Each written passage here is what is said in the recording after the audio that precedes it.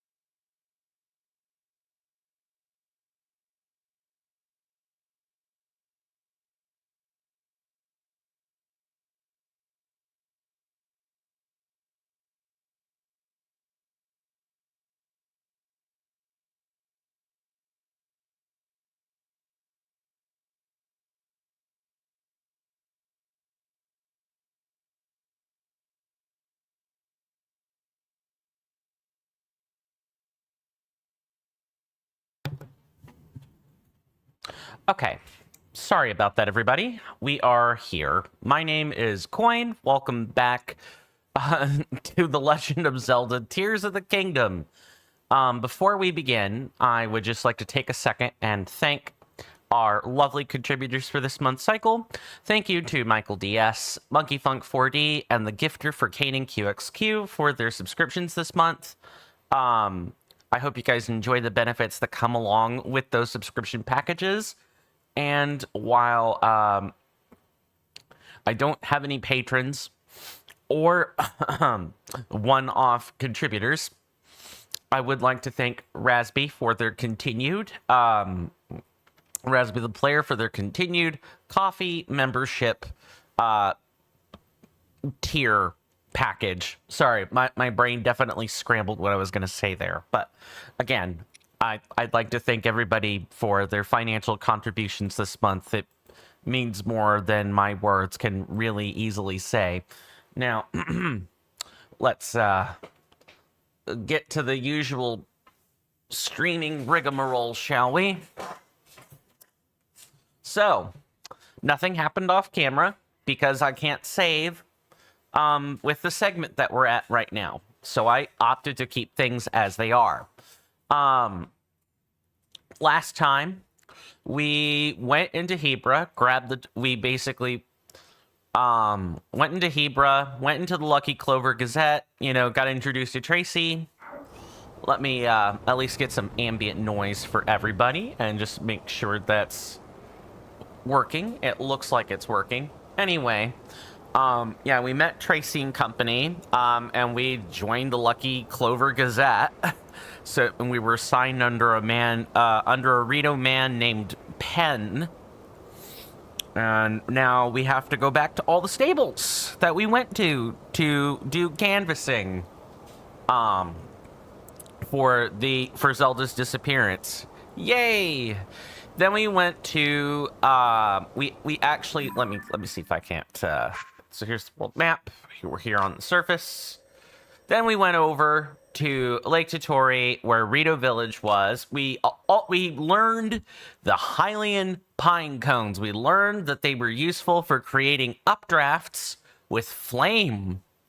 And just take any open fire source and stick a pine cone in it, and wild stuff, really. Then after that, we actually went into Rito Village. We spent some time staring at some birds, but ultimately we ended up talking to Teba and Saki and their son Tulin. Tulin is set up to kind of be like this generation's version of Rivali. He's supposed to be pretty good with generating wind gusts on demand. And he was definitely shaping up to be the lone wolf type. Nobody appreciated that about Tulin. We're kind of treating him like a small child, and for good reason, because going off on your own tends to ruin the whole teamwork thing. It really, really does. So we ended up going all the way over to Rossborough Pass. We had to go over to the Trailhead Lodge. We talked to God, I'm forgetting his name already, but the Master Fletcher. He and a few Rito were there, gathering food and such. And that's when we learned that Tulin and some friends were sent all the way over to the Hebra South Summit Cave. And Tulin, of course, still not having learned his lesson yet, basically barreled off towards some random enemies, got his bow stolen. We eventually met Tulin. We eventually reunited with Tulin. We met him back at Rito Village. We got his bow back after nearly flubbing it up. He learned a valuable lesson in working with teammates, and he probably will not be going off script too much anymore. Terrible character development. Does not really teach much of anything. IMO. Then, Hearth. That's his name. That's the Master Fletcher's name. Hearth. So, Hearth and another Rito reunited with us after that, and basically said, yeah, the giant storm you saw up here is what's causing the blizzard. We need you to go look at that. You're good to go now that you've admitted your flaw and everything. Work on that. Tulin and Link then set off and eventually make their way up to Sky, where, yes, we went on the Rising Island chain, and we proceeded to go through 2 shrines and a never-ending chain of boats with bouncy sails. At the end, we reached the top of this little wind vortex, and we basically take one big jump onto a sail. We turbo down. We dived down into the center of the storm, and we then made it to the Wind Temple, aka the Stormwind Ark, which I think is a way better name for a dungeon than the Wind Temple. I'm not sure why they kept the convention. I think you could have kept the dungeon setup without the naming convention, but whatever. That's not the important part. The important part is, just got to get this chair right. The important part is we made it to the temple. We made it to the temple. And then we finally got another glimpse of the princess herself, but not before we took notice of the cannons that were mounted on the ship. Now, I have taken... That's pretty much what happened last time. Today, I hope to get through with the dungeon. I hope to get through it in one go, and to get all 8 treasure chests. I did, in fact, look. I'm just going to make sure that nothing changed on the YouTube side. It does not appear so. I unfortunately looked at the map because everyone kept putting the maps on the screen. I should have searched for it on Reddit, but that's, neither here nor there. But I didn't really get a good look at the map, so I couldn't even really tell you where the chests are. Again, I hope we're gonna find them in this episode. Now, Why don't we begin by talking to Tulin, which is something I opted not to do, and it probably would have given us the ability to save. Okay, so this is where the blizzard is coming from, but how do we stop it? Alright, let's interact with this. It's active, right? So surely we should be able to do something about that. I thought so. If we needed to go grind, I should have literally stuck it out like an extra second. Oh well.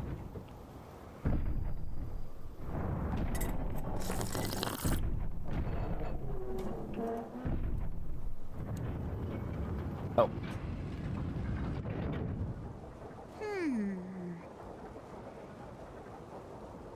Looks like it's shut tight, but the source of the blizzard has got to be right under that hatch.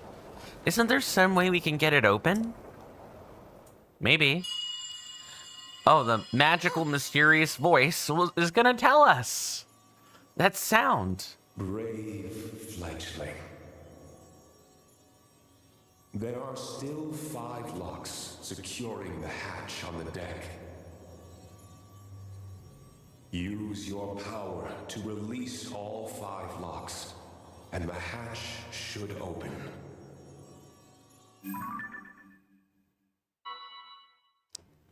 Heed my words. Is that Sean Chiplock again? We already know the man has vocal texture, but I am starting to pick up on it a little bit. That kind of sounds like him. Kinda. I'd have to look it up to know for sure. Okay, I heard it for sure this time. It was calling out to me loud and clear. Yeah, me too. The source of the blizzard messing up the village has gotta be under this hatch. If that voice was right, it'll open once we find a way to release all 5 locks. We're so close. Come on, Link, let's go figure out how to open up those locks. Okay. Now we can save because we were actually given the ability to save. That would have been nice. I might have to go grinding before the boss. For like weapons and such, so that we have a good selection.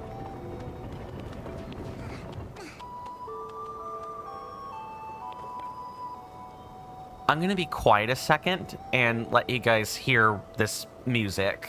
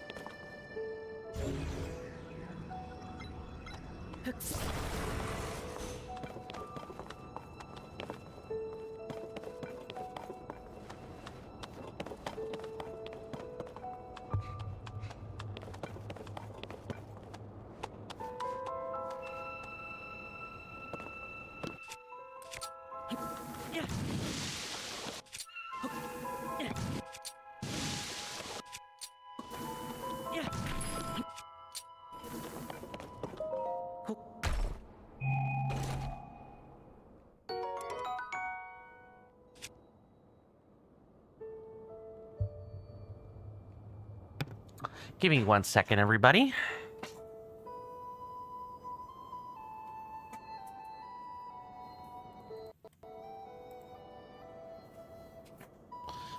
I accidentally yoinked my headphones out of the jack again. A powerful zonite spear made of zonite. Yep.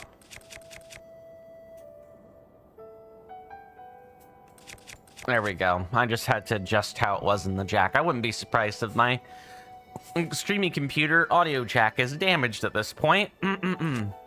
We're gonna get rid of this.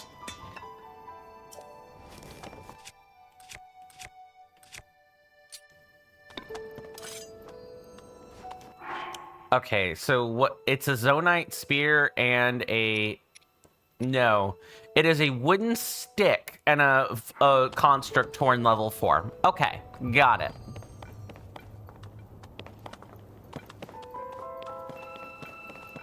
So that's chest number 1. This also is our way into the basement, like the first basement. I see that we also had the ability to, you know, shoot flame into that if we wanted. All right, but for the time being, we've got bigger problems here. One of those problems is the fact that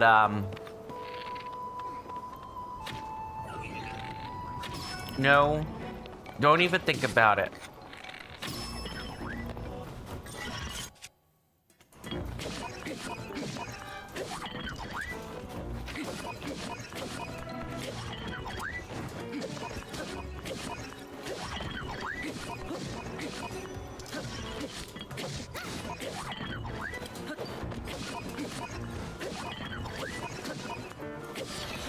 All right, then. We're gonna want bows, I think. We've... thankfully, this is like a map you don't really unload unless you're trying to leave, so that should stay there for a while. So, we've gotten 1 out of 8 chests. I'm pretty happy that we're off to a good start about that. I hope it stays that way, but I don't suspect it will.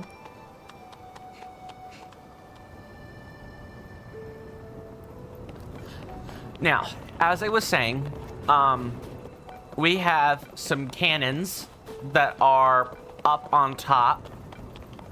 I'm willing to bet we can maybe use this as an updraft.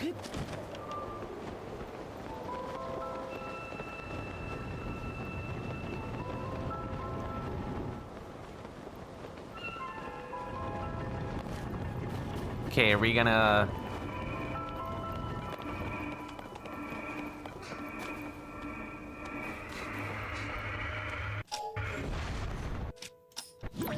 Aha! Yes, so I thought we might catch him. Let's freaking go. Yeah, how about that one?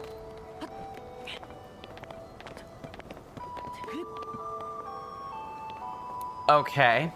Now, here's another question. Is this one of those things where...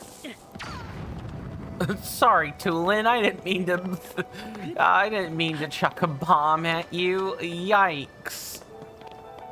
Alright, I thought I would try.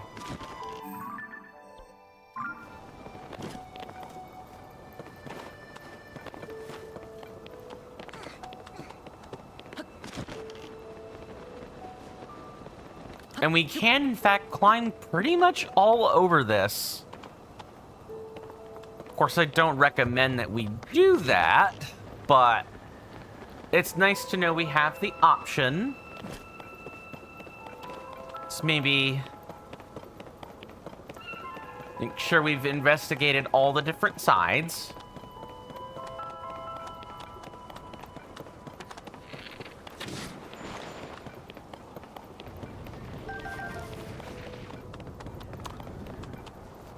Okay. So we have, obviously, our way into the basement. I'm not sure how we're gonna get there.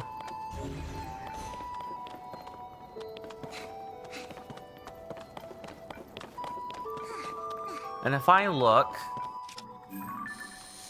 Also, can I just comment on the musical score? I think the musical score is...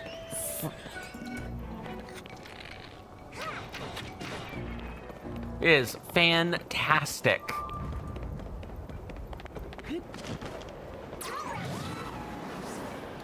I definitely did not mean to do that.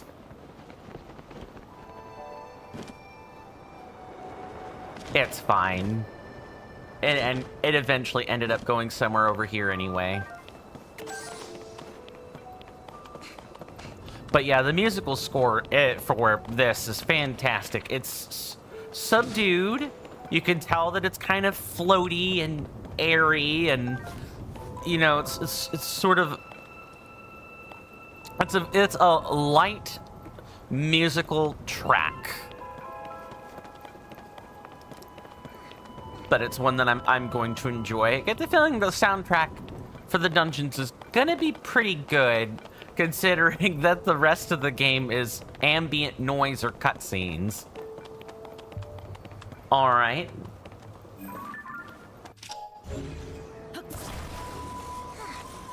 So we need to put something in that.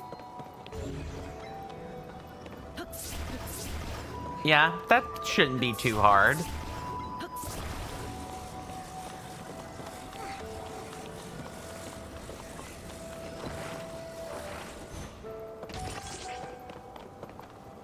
And then we just literally use the icicle as a winch. Man, good stuff. I also should be taking note of things that we can detach from places in here. Hey, look at that. Is this one of those? Is this for one of those locks? It's kind of shaped like a windmill. Yeah. Leave it to me.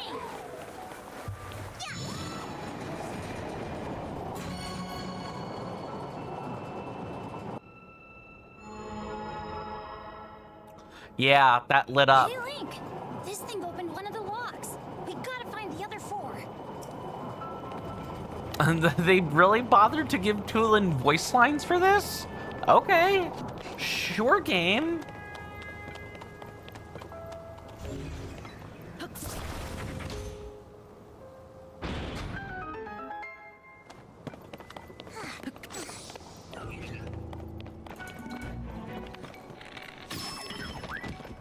Oh, that's a shame. I better save that for when we actually need it.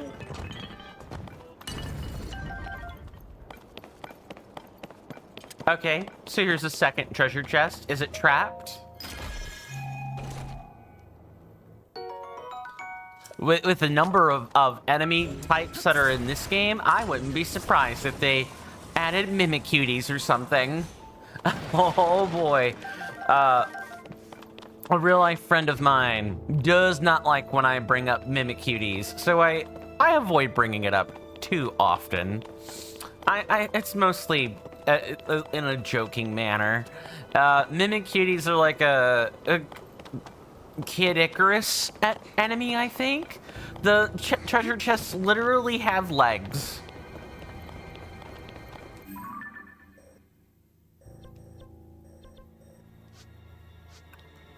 Okay, so we found 2. I happen to know that they're split up between... We can guarantee that they aren't on the basement floor. Like, it's not there. So I know our chests are between the first floor and the basement floor. Hey there, NK. Welcome on in. Good to see you. Hopefully you're doing well today in both body and mind, and I hope you enjoy your stay. You're here just in time. We are well on our way to completing the Stormwind Ark, aka the Wind Temple. And I'm making sure that we get all of our treasure chests in working order. AKA we've gotten all the contents.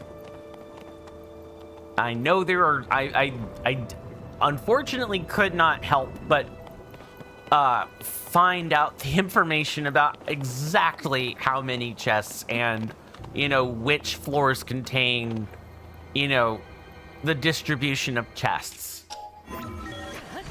It's what happens when you have to look up thumbnails, and I did in fact say that I would look that up for everyone.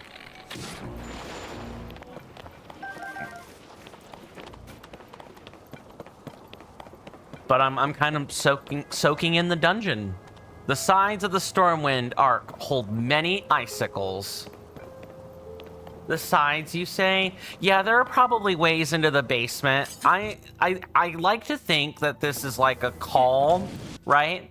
This dungeon feels like a callback to the dungeon in the Lanayru of the past. The Lanayru Sea, Sand Sea in Skyward Sword. And there were holes in that ship too. So I'm willing to bet that there are also holes on the sides of this thing. That's a good thing to draw attention to.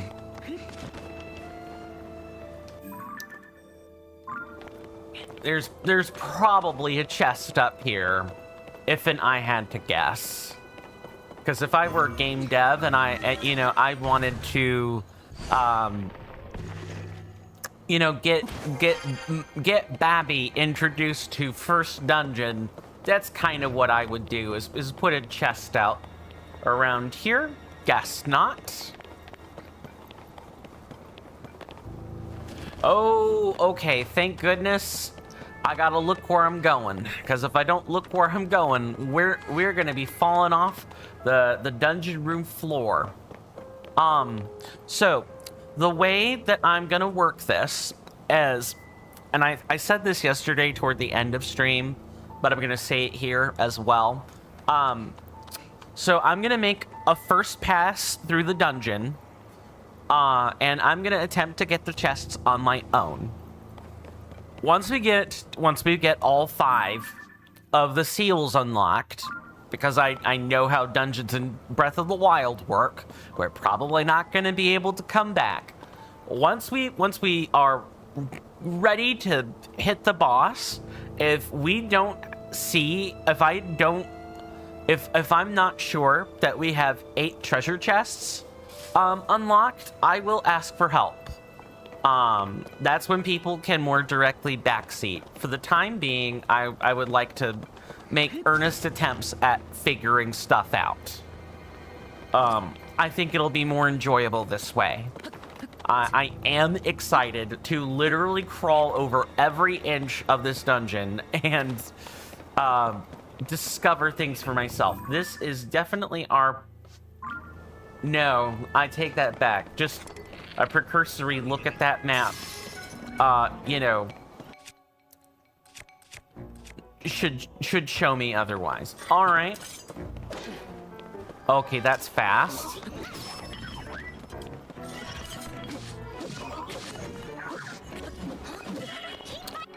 Wow, yeah, I need to make sure I'm not chuffing it in the meantime.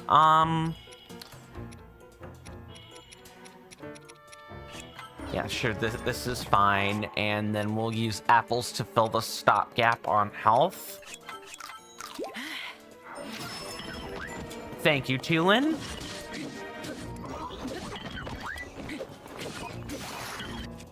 Now, I have been alerted to the AI that our dear friends, the companions,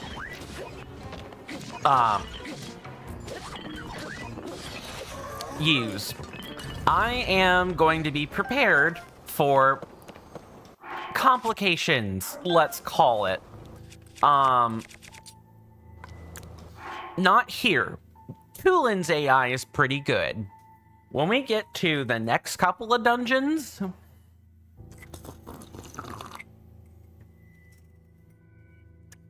and especially the 4th one, which you guys can figure out what that is by typing in exclamation mark or asterisk TOTK PATH. The AI on those companions is leaves a lot to be desired.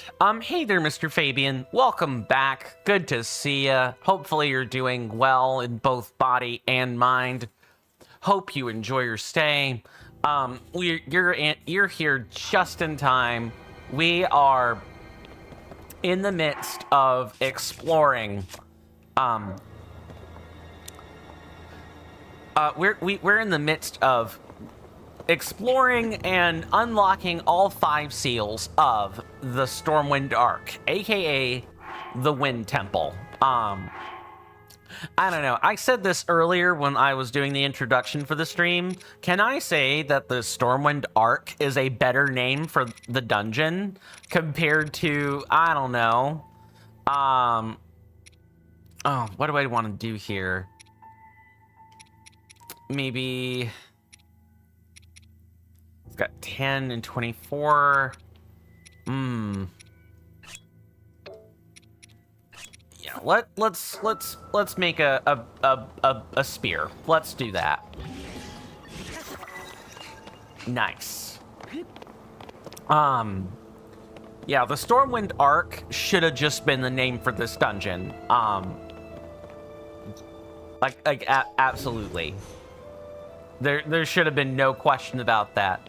I hope that the other places we learn about don't also, like, drop the convention of, oh, here's this fancy place name that actually makes sense with the lore. The Stormwind Ark makes sense from a lore standpoint. Oh, it's the Wind Temple. Oh, it's, you know, the Thunder Temple or the Water Temple and so on. That's probably gonna happen because Nintendo, and more specifically Al Numa, likes naming conventions for things. That's just kind of a core trait about him as a dev, and especially if you know anything about the previous games. You already have silver enemy drops and didn't do any of the temples yet. You're so much better than me. That's so good. I don't like to see it that way. I don't think it's that I'm better. I think it's that I have to do a lot more grinding on average. I think that's literally oh, right. And we probably better go back and get that bow before I forget. Like I was saying, I just have to do a lot of grinding.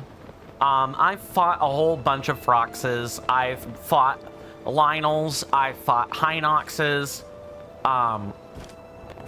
I've literally fought all of the enemies under the sun that we have seen so far on stream. I'm looking for a bow. Did it disappear as soon as it left my view? It might have.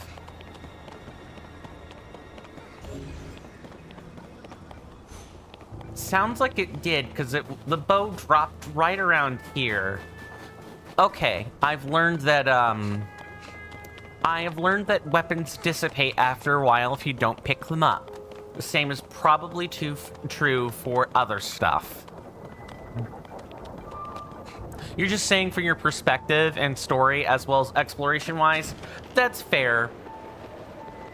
I still don't like the term better, but I get what you mean by that.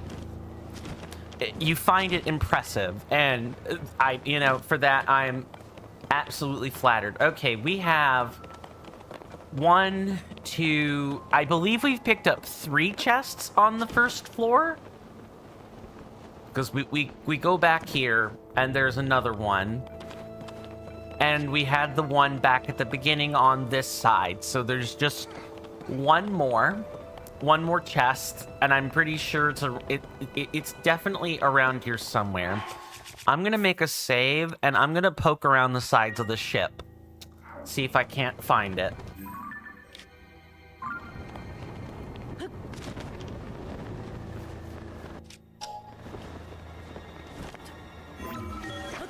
Might as well take a look around the perimeter and see if we can't spot something, right? It's another hole.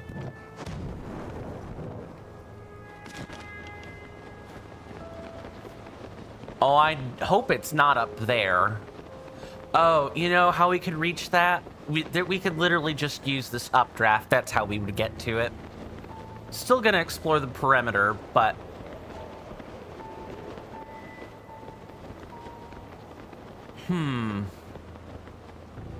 So we've got some double doors. Okay, where is the Aracuda at? Okay, Tulin has a problem with moving enemies. Got it.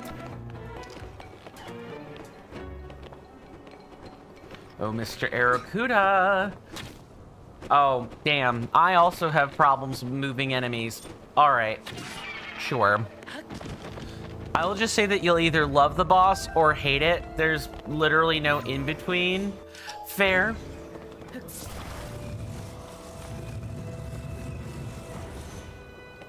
I was worried I was gonna smash Tulin to bits with these doors. That's good. Well, I'm sure if it's anything like the boss of the, okay, I don't know. Don't tell me. I'm just positing that if it's anything like Von Meadows' boss, you know, there's going to be a lot of aerial combat involved, and that means archery. And as far as I'm concerned, I'm a huge fan of that. Okay, so we have... I'm going to make a note of this.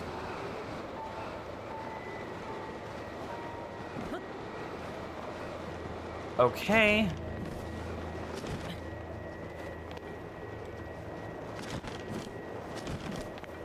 Okay, so this is like a slat or a grating. We were never going to go in this way. We needed to go in another way. Got it.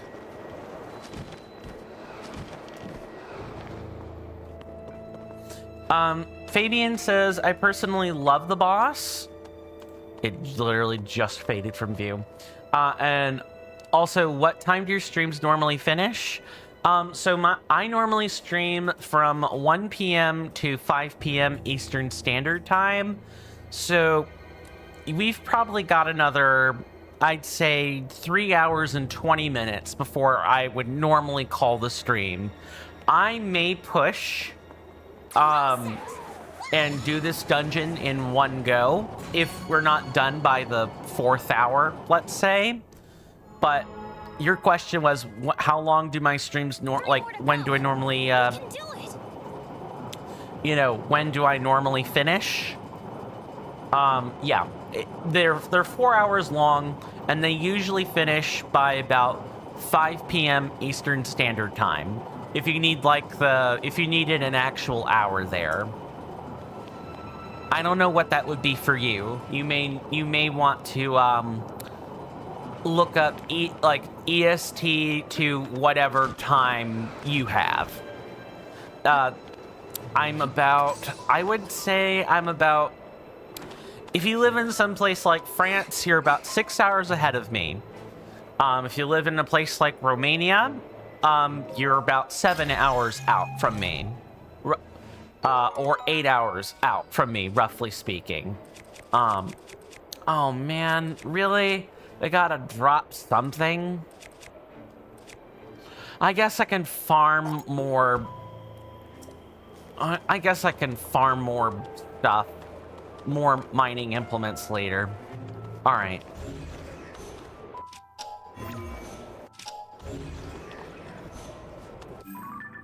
Unfortunately, that did not take care of the 4th chest on the 1st floor.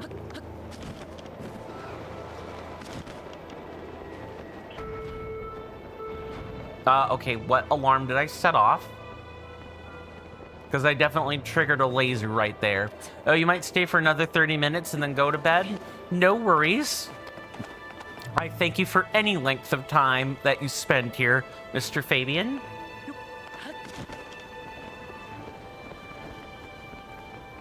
It's always deeply appreciated.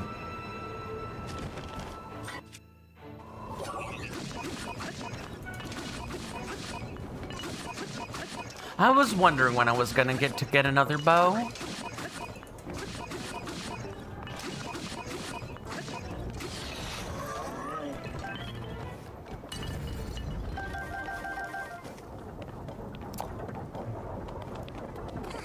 Okay. So I guess our next stop is to figure out how to get in here. My guess is that we actually have to enter this area from the basement floor. So we need to find our way into the basement. And that means we should finish exploring the perimeter, because I'm definitely willing to bet that there is a way into the basement from that. Also, there's this puddle of ice we never jumped on, and we should probably do that.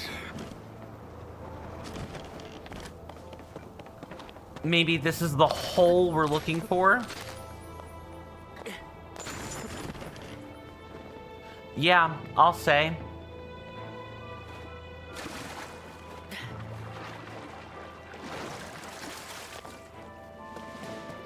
Oh no, this looks like it's just... Yeah, this is where the chest is. Okay. Got it.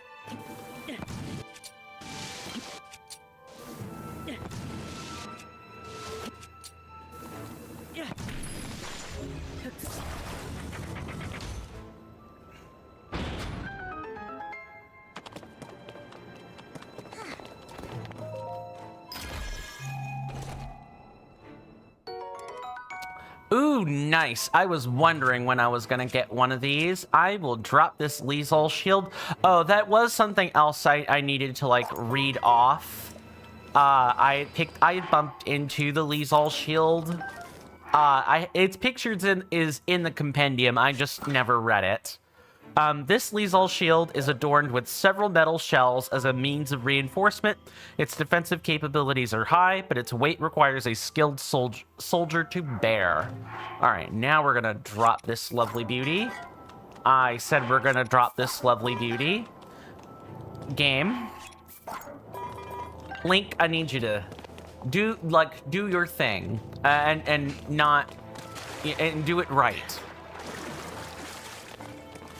Okay, we have found all the chests on the first floor. So I know that there are only ones in the basement now. And we've already gotten one of those 4 basement chests. So we only have 3 more to go, and then we should be good. Now, back to figuring out how to get into the first level basement floor. The shield didn't want to leave. Yeah. Right? Ah. See, that whole conversation that I had earlier about the Skyward Sword dungeon. Okay, you gonna... It's gonna be fast.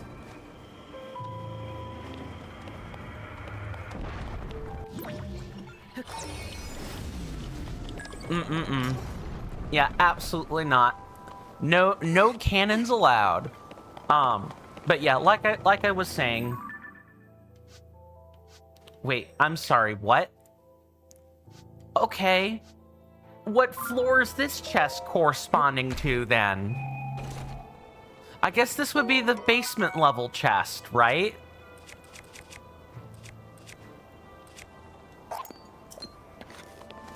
I'm definitely gonna drop this one and grab the regular one, but goodness. Right, like I was saying, sorry, definite streamer brain of failing to finish the sentence sometimes.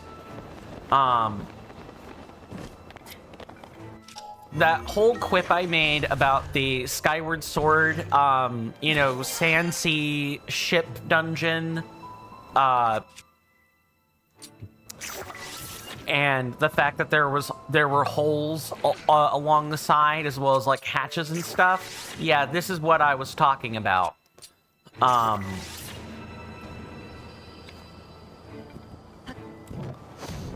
Just like in, you know, that dungeon, like there were hatches. Here, it's just straight up icicle stuff. All right.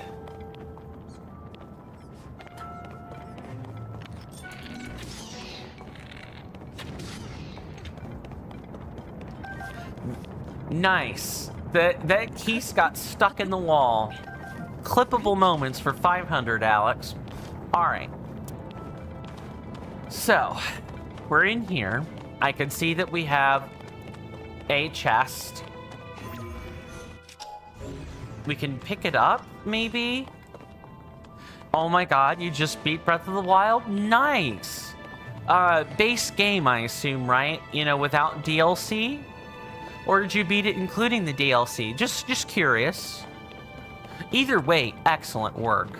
Breath of the Wild can be an arduous ordeal, as you guys no doubt know from as you guys may no doubt know from the Breath of the Wild Let's Play. Alright, gotta figure out. So there's like... I want this chest, but I'm trying to figure out how to get it. No DLC? You're planning on buying it later on? Good, good, good. I think you'll get a kick out, and I would buy the season pass if you could at all help it.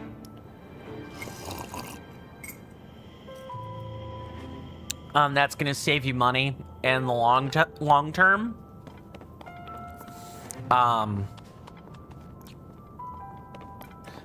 Second DLC, I think you're going to enjoy way more than the first one, in my honest opinion. Okay. Is this one of those? No, there's nothing in the second basement for that. You don't know anything about the DLC, is it good? Depends. Oh, and also, I presume you don't want me to spoil it for you? If you don't, I just have to tailor my description, that's all.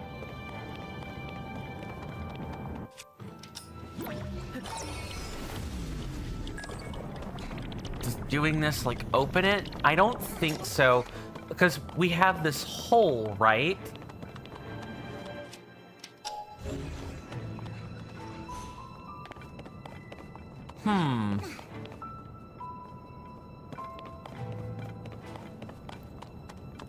Oh, we literally climb up and around, I think. Maybe.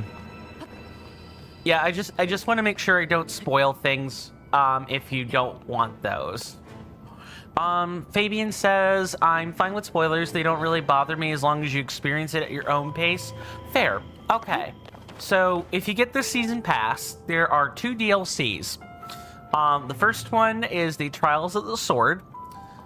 You essentially get to upgrade your Master Sword. You can experience that at your own pace at any time once you've pulled the Master Sword for the first time. Which means you need to have a certain number of hearts before you attempt that, of course. I thought for sure that would work. I guess not.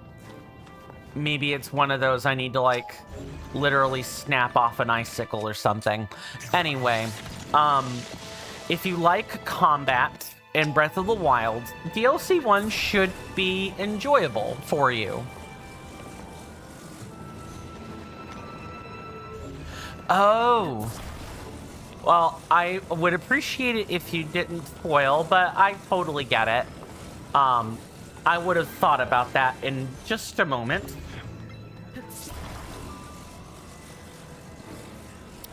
Alright, let's pull this chest right through here. Yoink! Hopefully that should be one of the ones for the basement. So I'm going to tentatively mark it as the second basement chest for now. So that's DLC 1, right? If you like combat, you're gonna like it. Oh, sorry, so sorry, my bad. It's fine. I'm not really that upset. It's not like you spoiled some plot point or something. You didn't spoil the story. That would have been where I would have actually been genuinely upset. This is more like a, hey, FYI, you know, this is how I'm doing things. You're good. As for the second DLC, if you like the general gameplay for Breath of the Wild, you know, the shrines and the story elements, if you like the cutscenes, if you like the puzzles, and you like fighting a boss at the end of all of it, I think you'll like DLC 2. I personally think the Champion's Ballad, that's the name of DLC 2, by the way, is way better, way better than Trials of the Sword. But you can't have Champion's Ballads without Trials of the Sword. You can't have story-driven DLC without also having some stuff that is literally just do a thing, get an upgrade. Xenoblade Chronicles is a pretty good example of this. The second DLC is just as much about the Xenoblade Chronicles 2 DLC is just as much about getting random blades that may or may not have a story to them, as well as, you know, the thing that would go on to be a whole separate game, Xenoblade Chronicles 2 Torn of the Golden Country.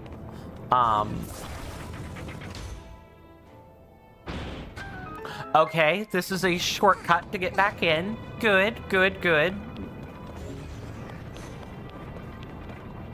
Okay, here.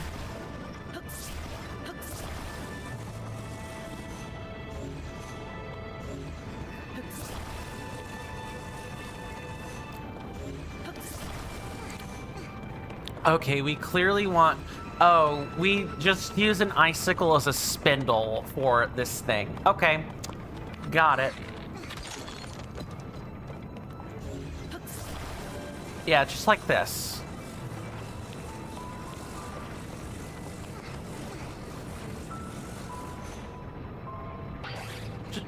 Oh, that didn't work. Come on.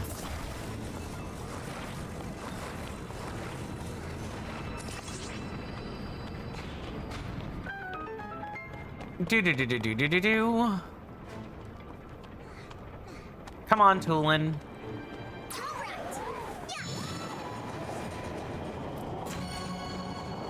I think you'll enjoy it. I do think the DLC is worth it. I just wouldn't get the DLC unless it's on a season pass. We're almost done, Link. Now, here's gonna be here's a nice question. I don't want anyone to answer this yet, but so it's rhetorical. But as far as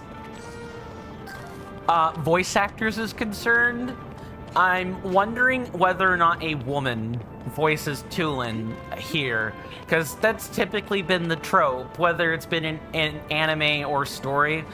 Adult human men have difficulty with child voices. That's typically a female VA thing. Typically, not always, but typically.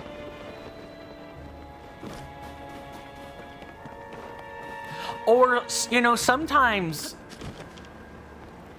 the children actually are voiced by, you know, men, but not, they actually get a child VA for something like that.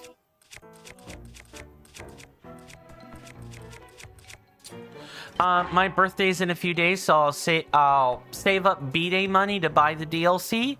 Cool. I hope you enjoy it. I hope you're capable, or I hope that saving up money for that sort of thing goes well for you. Especially given the price of things these days. Good luck. Although I hope you won't need it.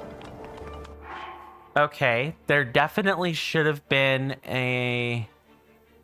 What is going on with Firebot today?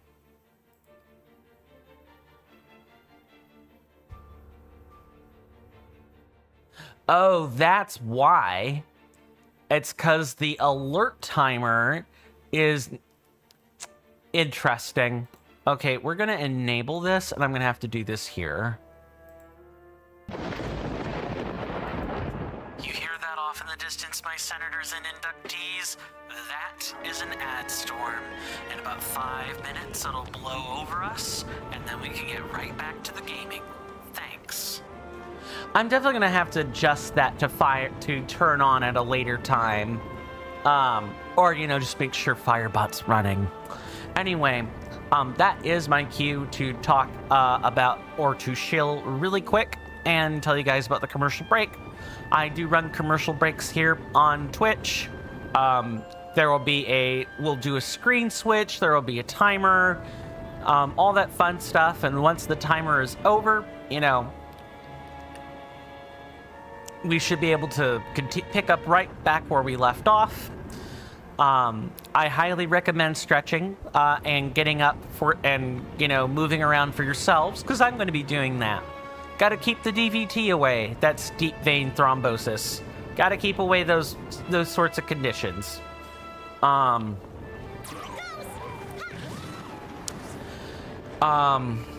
And then if you guys like this content and hadn't considered doing so already, please consider following on Twitch or subscribing on YouTube. Those are free, easy methods to help the channel out, grow the content, increase the visibility of said content, all that fun stuff. Okay, here's another one.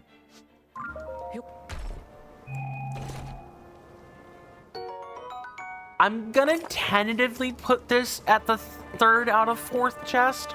We're gonna find out real quick as we get toward the end of this whether or not we're gonna be missing chests. I'll probably be relying on you guys once we get ready to deal with the boss.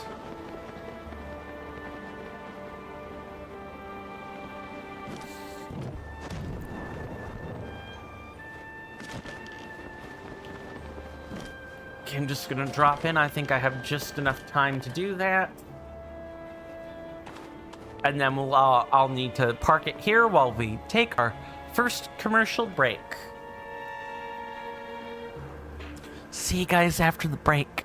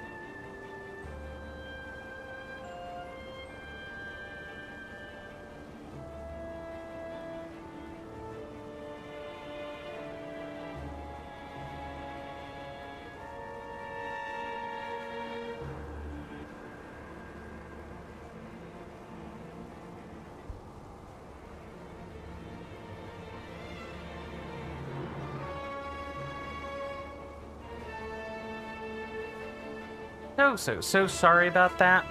Got caught up with a little bit of a logistical discussion. Let's get right back into it, eh? Let me make sure that nothing has changed. Nope, nobody has put in a chat during that time.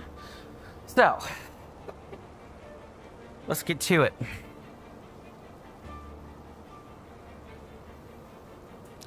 Got a few different ways this could go, I guess.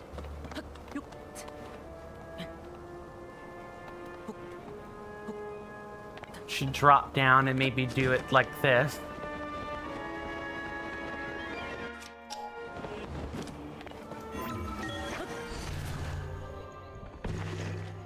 That must have been a thick sail, or the game just wanted to load it. Either way, I also think we happen to have our answer on where we're going. It's definitely through here. I saw an icicle.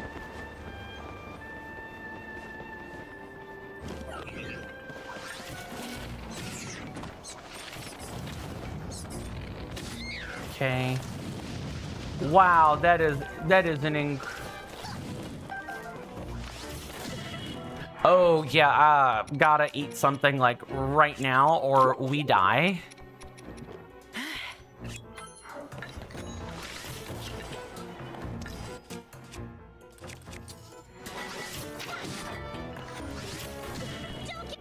Dang it.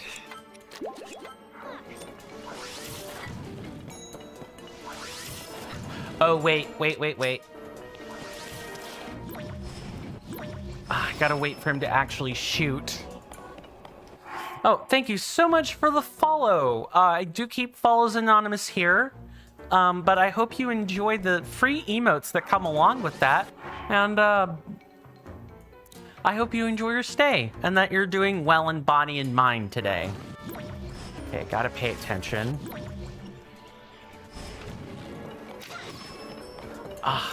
It kind of stinks. Right there. Okay, that doesn't work. I need to just close the distance.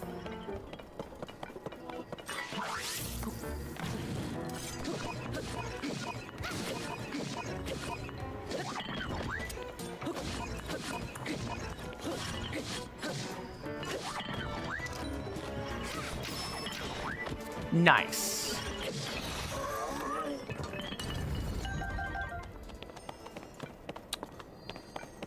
Okay, now this part.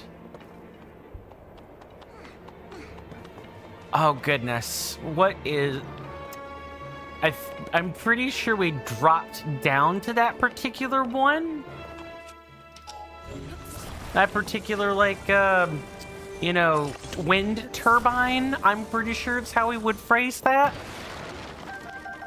Shaped like a windmill. Really, I guess to Tulin and others, they don't really know what technology looks like. So I guess that kind of makes sense.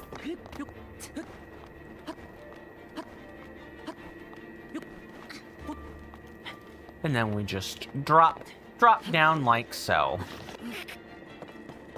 Look at how easy that is.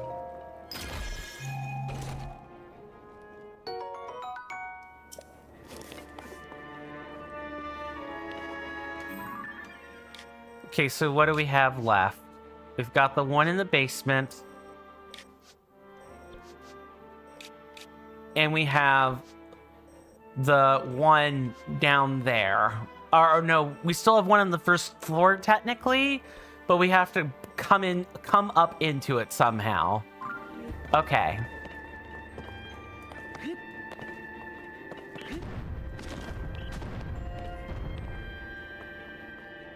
Really?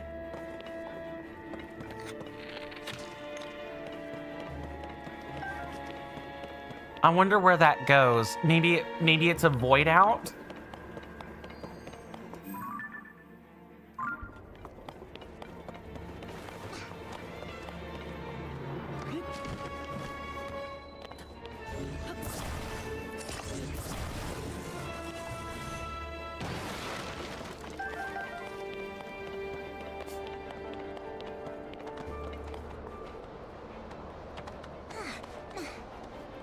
Okay, there is one at the basement level. At the second basement level. I'm willing to bet we can just drop down onto that. That looks exposed. I'm just trying to get a good look. Yeah, we can totally drop down into that. We just gotta find the hole. Alright. And now we've got to figure out... Make sure you look everywhere. Everywhere, folks. Because otherwise you'll miss out on really, really important, dungeon queues. I did not mean to do that. Have you tried timer bombing, Tulin? It might sound mean, but it's kind of funny. No, I have not. I presume... Oh, these are just capsules. So, by time bomb, I presume you're referring to this lovely little thing. Hold on here, you little one.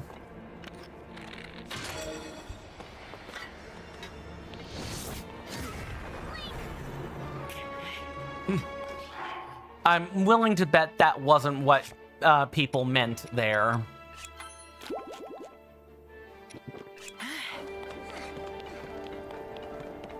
Okay, Tulin, I'm gonna need you, buddy.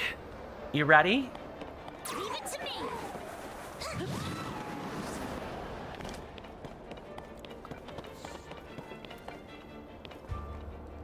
Okay, we kind of got this huge hole here. Let's not go up there until we're ready.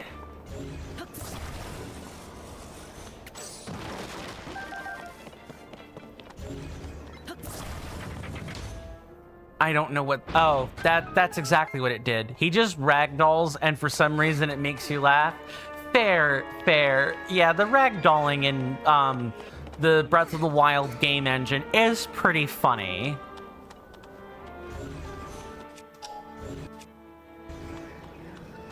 It's not what I meant to do. No, yes, definitely don't do that.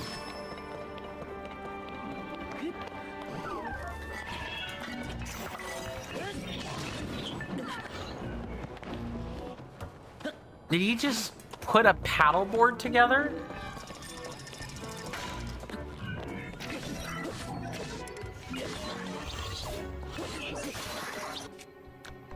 No, that looks like a tablet that's been put together.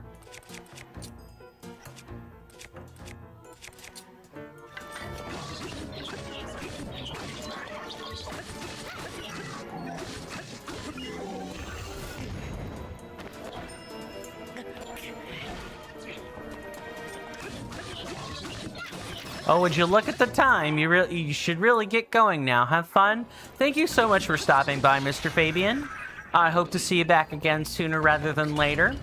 And as always, my lovely senator, rest well and be well. And with that, we can actually take this and destroy the material and put a different material on it. At least get some of our weapons back.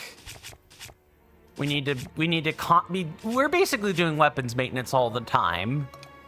Is the way I'm seeing things.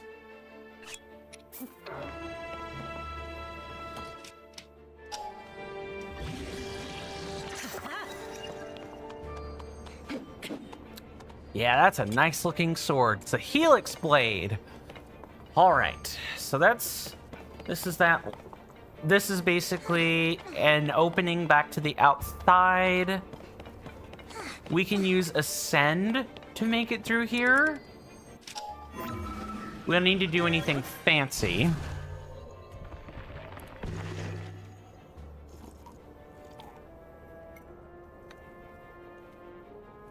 You're doing good on this, Oh goodness. Yeah, you're doing good on this temple. I died quite a few times when you tried completing it. Hey there, Lucas Soccer number 2. Welcome on in. Good to see you.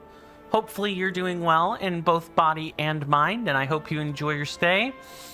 Yeah, so that kind of answers my question that I usually ask people about, their level of experience with Tears of the Kingdom, you've at least played the game a little bit. I don't think it'll take me too long to figure out, you know, what I'm doing in this particular dungeon. So far, it's been pretty straightforward. It's definitely been Baby's first dungeon, which is totally fine. Take that and just move those out. And yeah, I think this might be the last chest.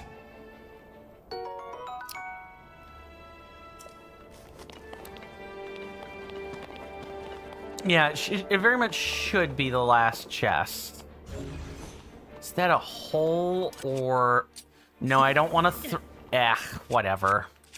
I wanted to do this. Let's see, let me just make sure here. But thank you for the compliment, Lucas Soccer. Since you've played Tears of the Kingdom, is it a game you generally enjoy? You know, the good parts and the bad? Or, you know, is it like, fine enough, but I do definitely have my grievances with it. Okay, what do we do with this? Oh, we need to actually turn this, which is what that's there for.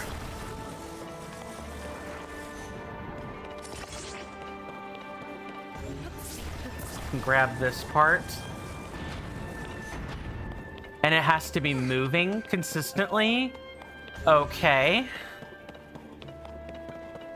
How do we deal with that then? Lucas Soccer says, yeah, it's definitely your favorite game by far. Awesome, awesome. You love the story behind it? I mean, outside of that little bit with Mr. Tulin here, I wasn't that thoroughly impressed with his particular character development. The story's been fantastic. The visuals are way better. The combat has interesting, fresh takes on it. Even though we did, even though I did beat Breath of the Wild with 99.42% completion, you know, on stream.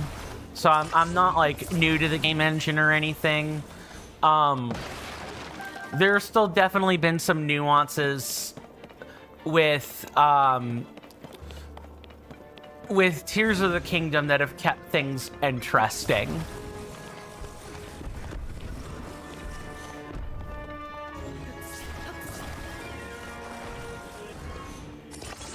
Ooh, that's not at all what I want to happen.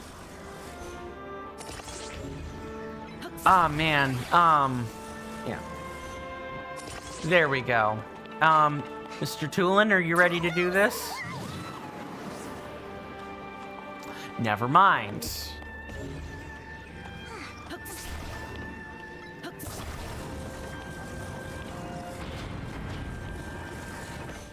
Okay, maybe we can do it like this.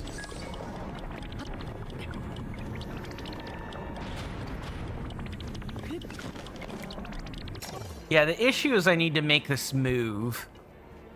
I mean, there is a way for me to do that. I'm just gonna have to spend a Zonai device to make it happen. I'm sure there's like an intentional way you're supposed to do that in the dungeon.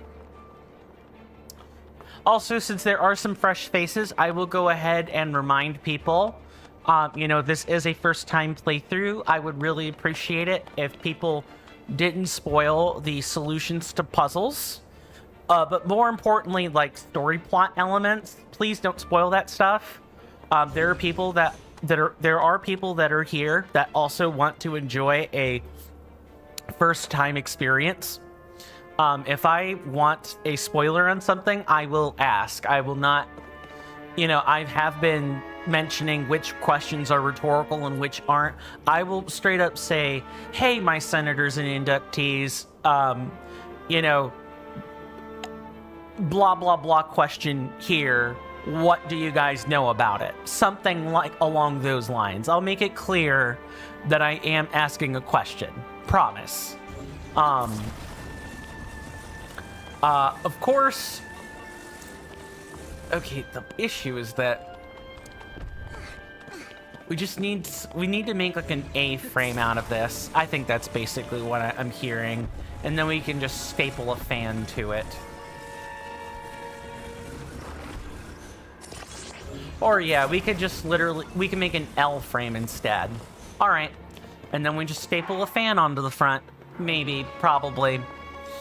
That isn't to say you guys can't talk about the puzzles on your own, or you guys can't talk about the puzzles in chat or whatever. Just, you need to word things carefully. And of course, if you guys are talking at each other as opposed to me, I don't read those out loud. I do read the contents of those things, but I in fact do not read those like verbatim. I'll just respond to them. All right, good. Just need to move that closer. Okay. I think I've got the right solution. We just need to staple on another fan.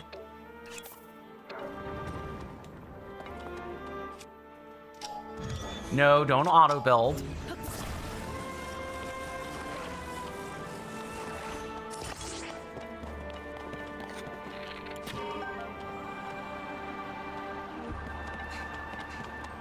Oh, see, the issue is I need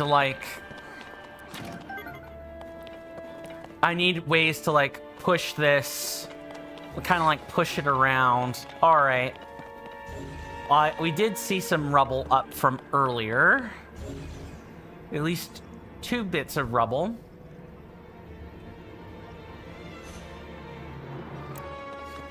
Okay. I'm sure I'm over-engineering a solution to this. I'm quite sure that's what's happening. Like, I think the way that the devs have designed these dungeons is that there is, in fact, supposed to be, you are supposed to be able to just make a solution out of what you have on hand.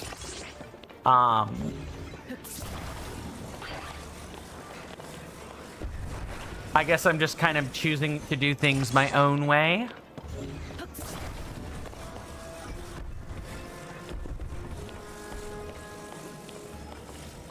Okay.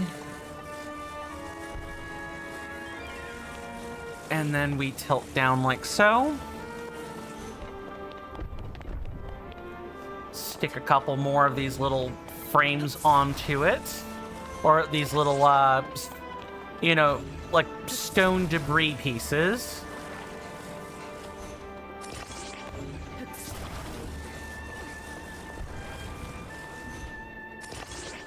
All right, easy.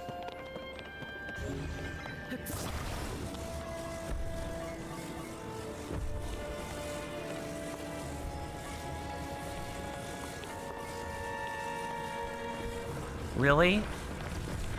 All right. I gotta think about how I want to do this.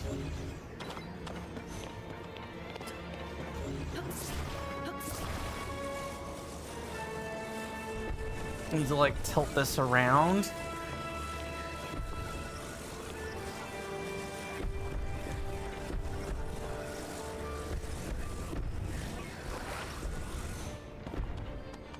Okay. Yeah, we kind of have to catty corner it. Okay.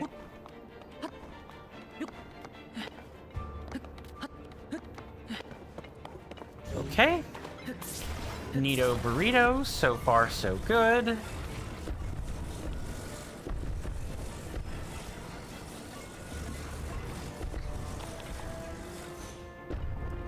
Oh, no.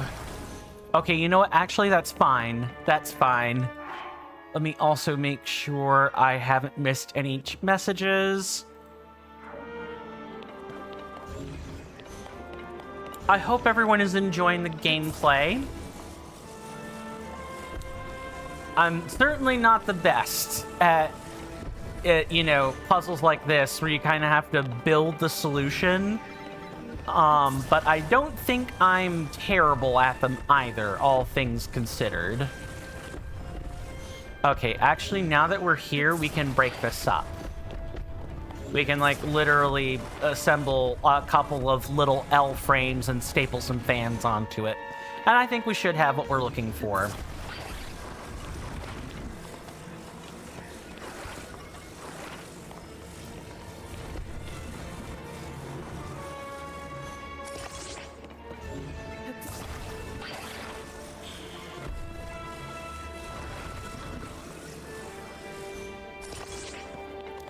Okay, we've got a bit of glue there. We need to unglue this and put it on that.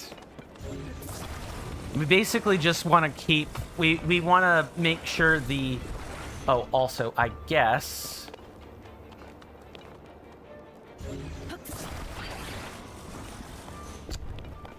Oh, right, yeah.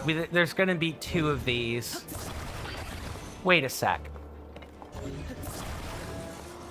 Hold on. I'm curious if there's, like... I probably am definitely over-engineering this. I'm just curious. I'm testing something. Yeah, I'm a definite idiot. Oh, man.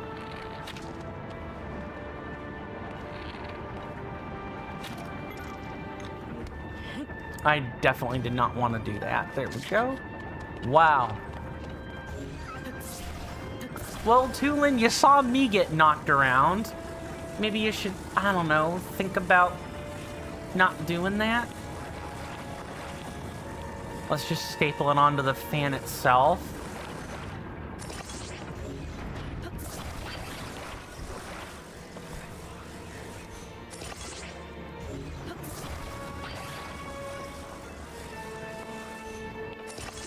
There.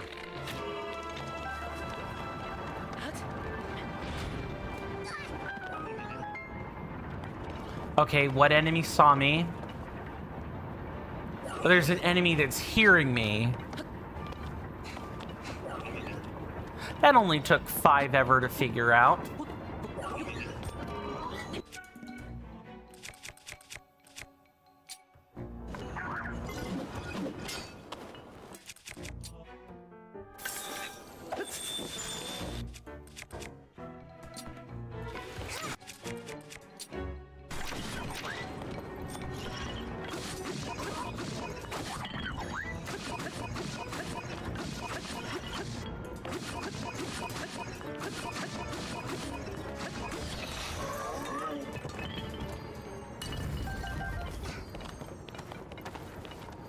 Okay, Tulin, let's do this. And I'm willing to bet that'll also open the gate that's here. That seems pretty likely. We only have 1 left. Good. We've made a lot of progress. Let's save.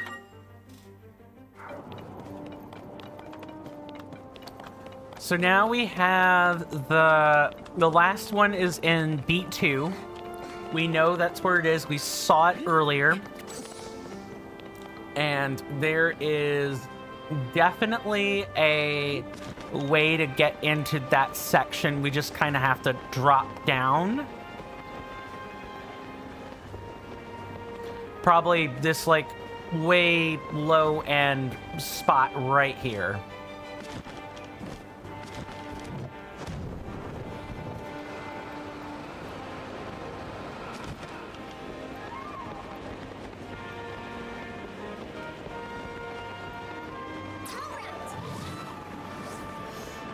Yeah, it's definitely there. It's there. There's the underside of it.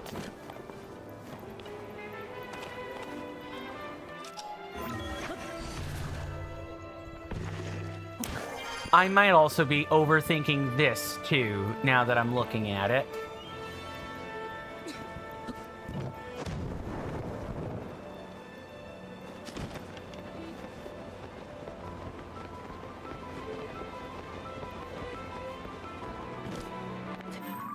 Okay, so we came in. This was kind of blocked off.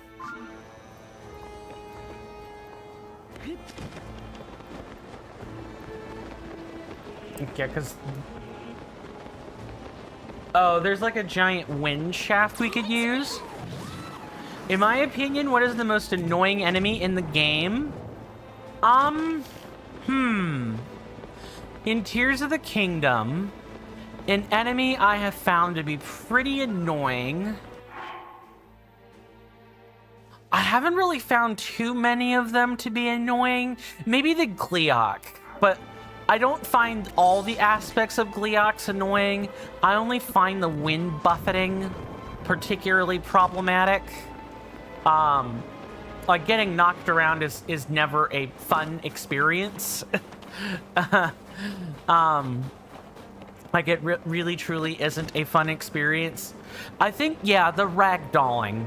The fact that the Gleeok could just induce ragdolling basically at a moment's notice is what I find annoying about it. Now, I have not fought all the enemies in the game. Maybe I will find certain ones more problematic.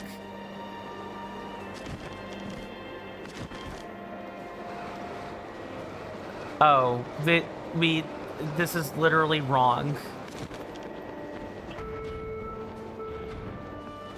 That's literally incorrect. We need to go over here. It's probably...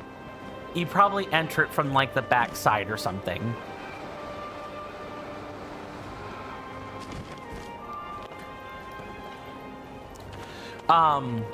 Presuming that we haven't bumped into the enemy yet, I think I've bumped into most of them. The only one I've not bumped into, I guess, and I've said I've had prior knowledge of it, would be the Gibdo. What enemy do you find particularly annoying, Lucas Soccer? If and you don't mind my asking. Truth be told, I really, even saying that the Gleeok is annoying is kind of disingenuous. And I say that only because as someone who's played Elden Ring and Dark Souls and Lies of P and Steel Rising, that there really isn't too many things in Tears of the Kingdom that would specifically annoy me. King Gleeoks, good to know that there is a king variant. That's not terrifying at all.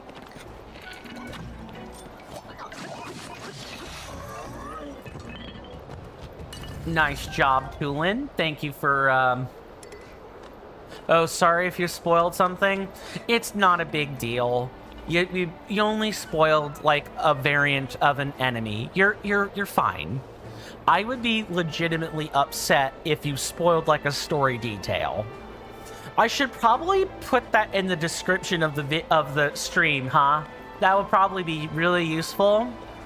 I should also probably, you know, preface the whole spoiler thing by saying, you know, as someone who has beaten Breath of the Wild, and that was a, you know, a Let's Play walkthrough type of game where spoilers really weren't a big deal. A lot of people that are like longtime viewers of the channel are also having to get used to that too. I should definitely put that in the description of the YouTube VOD and make a command for it and probably put a tag on it on Twitch. We should be able to open up the hatch on the main deck now. Come on, let's go. Okay, that part's pretty easy. Is that a buckler? But yeah, you're all good, Lucas Soccer. Don't worry about it.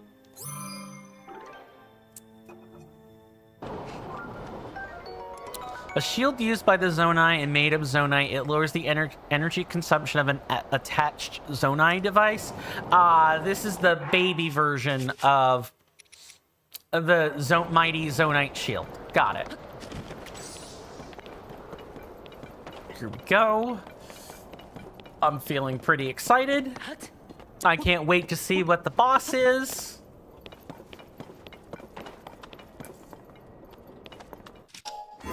Just gotta make it to the top first. And I think my method of doing that is gonna be just literally ascending to the top of the boat. Okay, I love that. I love that. Now, what we should probably do before continuing on is we need to make a fire and quickly cook up some food for the fight. We have plenty of cold, plenty of like food to eat in terms of that regard, but I want to make some attack food for the boss since we're specifically fighting in a cold area and whatever. Lucas Soccer says, I hope you enjoy the boss. I get the feeling I'm gonna enjoy it. I already know it's gonna be like an archery, a one-way archery special. And I do enjoy archery fights in games like these, especially given the fact that decrease. Especially given that you can at least slow down time with this. All right, so we have the cook pot, right? Portable cookware. That's for cooking one recipe only.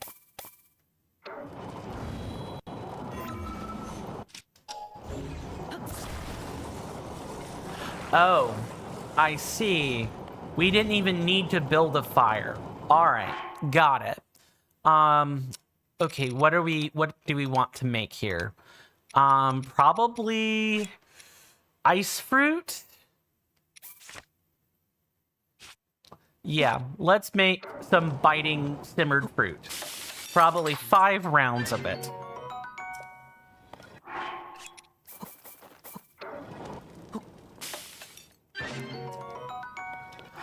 I have to say, the portable cook pot, I already love it. I already love it. Just being able to make food in places like this that do not have a cook pot is amazing. We're gonna probably throw out a couple more cook pots and make some like simmered fruit with like some apples and stuff. So that we have access to regular old healing items. I cannot tell you how many times in my off-camera grinding where I've made food and I'm like, oh heck, I just overwrote the buff I made. Like when I cooked up the gloom resistance to fight one of the Phantom Ganon sightings, that was a pretty painful buff overwrite, have to say. All right, so we want, I would say 4 of these ought to do real nicely, and we're going to, what do we want for this?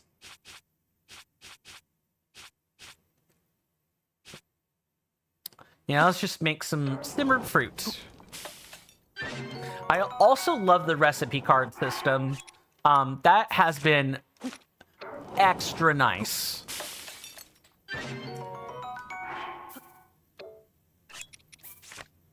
This probably has to be one of my favorite quality of life features in Tears of the Kingdom, and that's something else I can probably ask as well.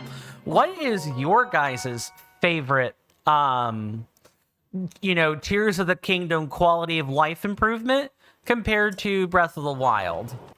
Do I like Tears of the Kingdom better than Breath of the Wild? As speaking in the position of, or from the position of someone who has basically full completed or 100% completed Breath of the Wild, I did enjoy Breath of the Wild. The Korok collection was like the big detractor for me, but that's only because I think in that game, there were just too many Koroks. Just like here, there are too many Koroks. We do not need 1,000 of them. 350 to 400 would have been reasonable, spread out with as many varied puzzle types. I would have even accepted some of the Koroks being like in a shrine or something.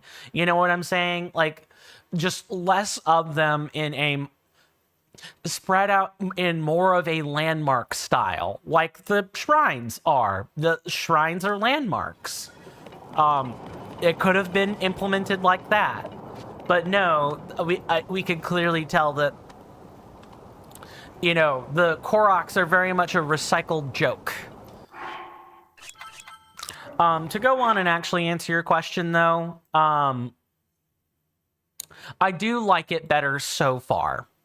Time will tell if that opinion holds, but I'm pretty confident it's gonna hold. Hey there, Bear Type. Welcome on in. Good to see you. Hopefully you're doing well in body and mind, and I hope you enjoy your stay. The Wind Temple, that's the first one. Yep, sure is. That gives me an opportunity to say this again for everyone who may have not been aware. If you guys type in !TOTK PATH, or for you guys on YouTube, asterisk !TOTK PATH, you'll get a preview of the order in which we intend to do things. Oh, okay. So, Bear Type, if you're wanting to play around with the actual count just directly, you have the exclamation mark seed, so like that's correct, but you do need to put a number after that. What makes it go down? Exclamation mark seed shrink. Let me type that for you.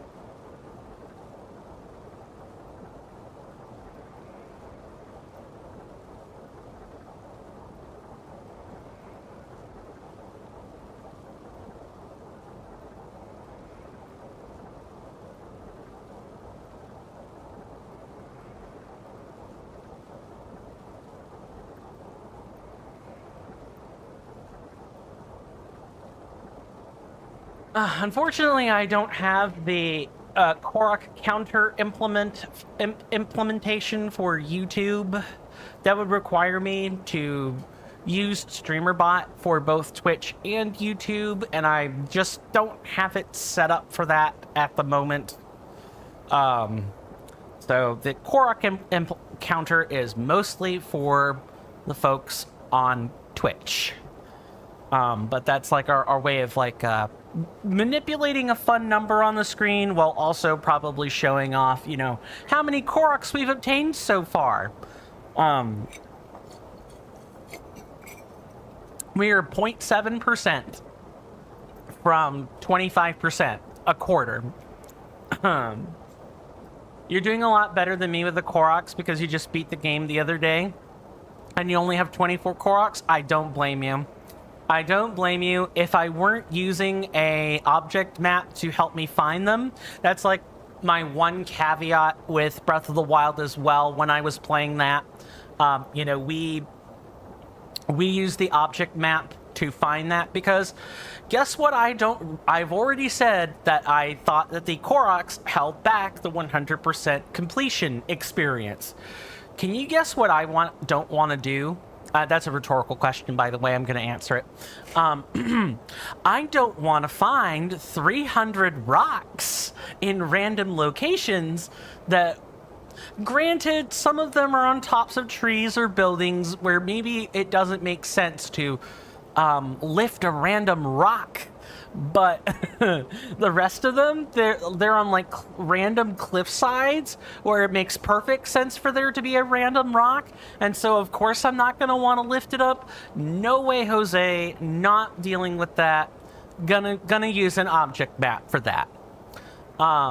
Which, by the way, if you guys want to, I don't think well, actually it kind of depends on how long, you know, the boss fight's gonna take and everything and all of that. But if you do want more information about like stuff in Tears of the Kingdom, if you guys on Twitch type in !TOTK MAP, for you guys on YouTube it will be asterisk or star TOTK MAP. You guys can get access to the object map that Mr. NK has very nicely sourced for us.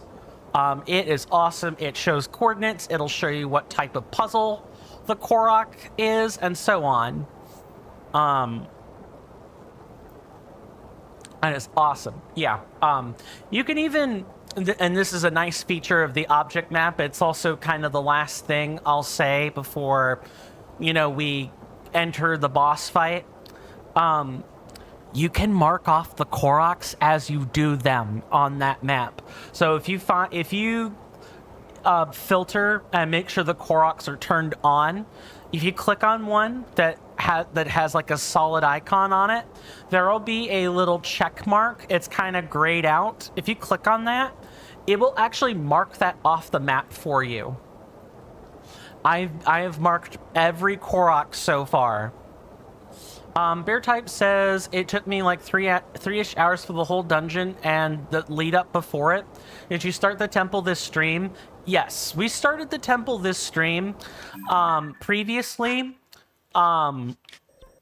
we did complete the quest line that started from Rito Village. We made our way through Rossborough Pass, went through the caves, made it up to Toronto Peak, and then when we went to Sky, you know, we navigated the Rising Island chain and made our way inside the Wind Temple entrance. So we didn't start climbing this stream. That was last stream. But we did in fact start here, this stream, to answer your question, Bear Type. All right, let's see if we can do this in 13 minutes, shall we?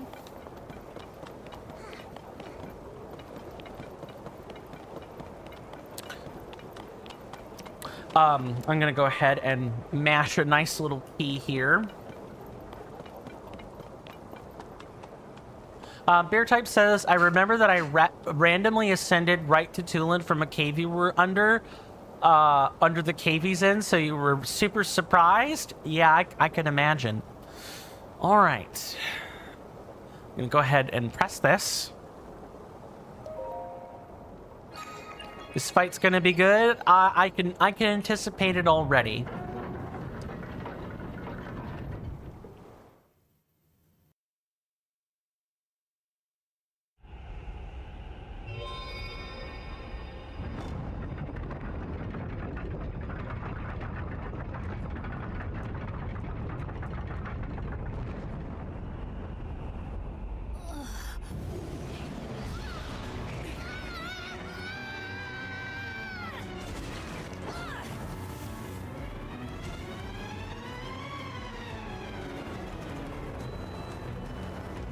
Okay, let's go!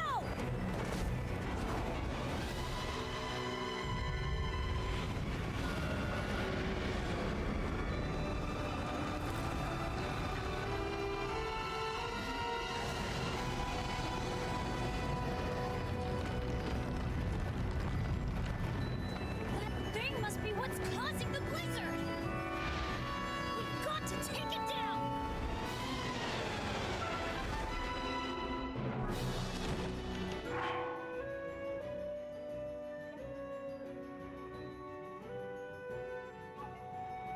So Bear Type says this fight is very cool, but I don't know how the other ones are. This one gets a pass.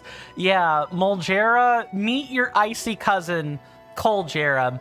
NK says, good luck, Coin. This is one of your favorite bosses. Okay. I'm gonna do my best to honor that. Alright, so we're gonna dive down. Don't get blown away, Link. Trust me, I have my reasons for this.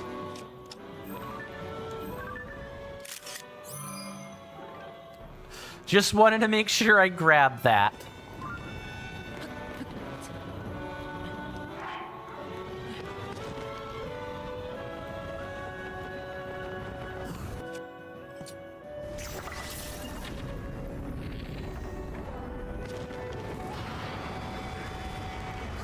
Where'd it go?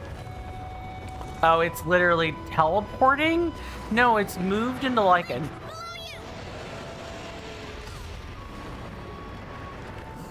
Aha!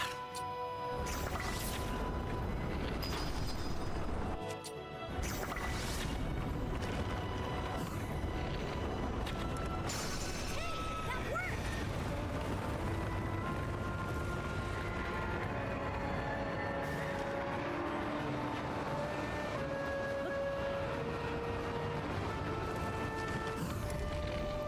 Oh, no. Okay. I don't even know what I did there other than bump into it. That's hilarious. All right.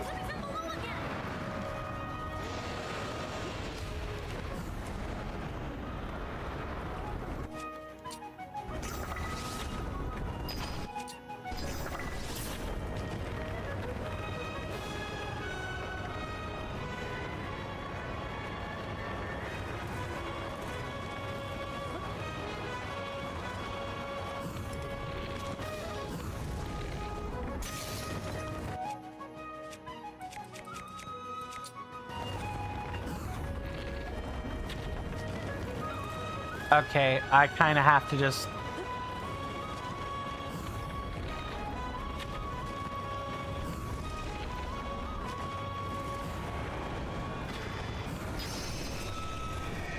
I know that's not it.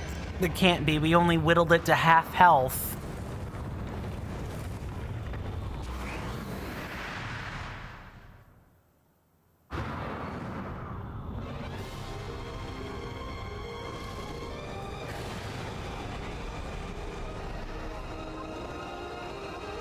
We have to stay clear of those tornadoes. Be careful. Of course, it's the same thing, but now we have occupational hazards. Cool.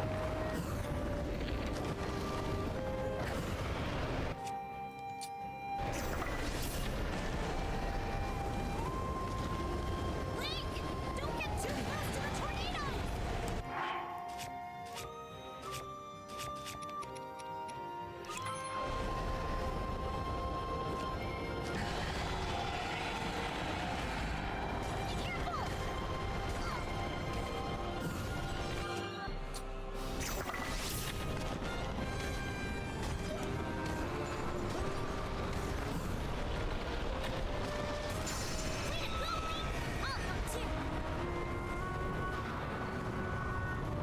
You can drop onto it.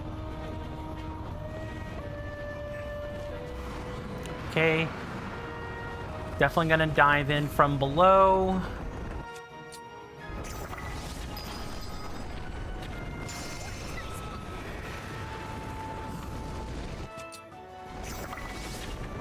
Seemed a bit spiky, yeah.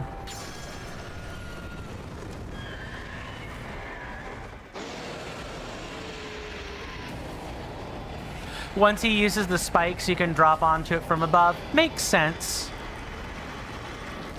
Didn't need to do that, though. Okay, I'm winking out the camera now.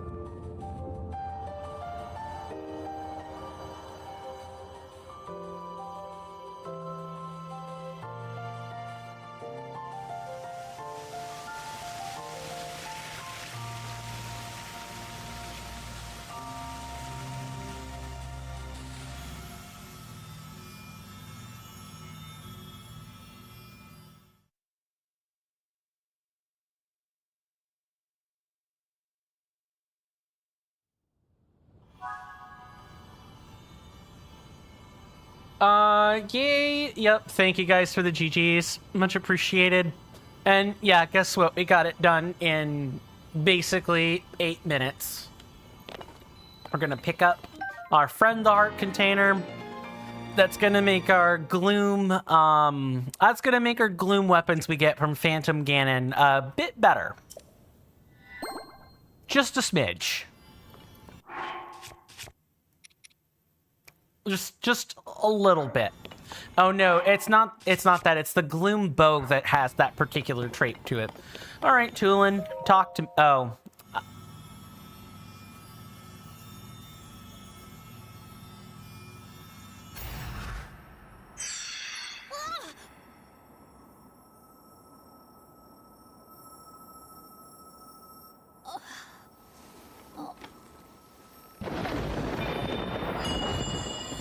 Off in the distance, my senators and inductees. That is an ad storm. In about 5 minutes, it'll blow over Tulin, us, and then we can get right back my to the brave gaming. fledgling. Thanks. I know that voice. It's you. You're the one who's been guiding us?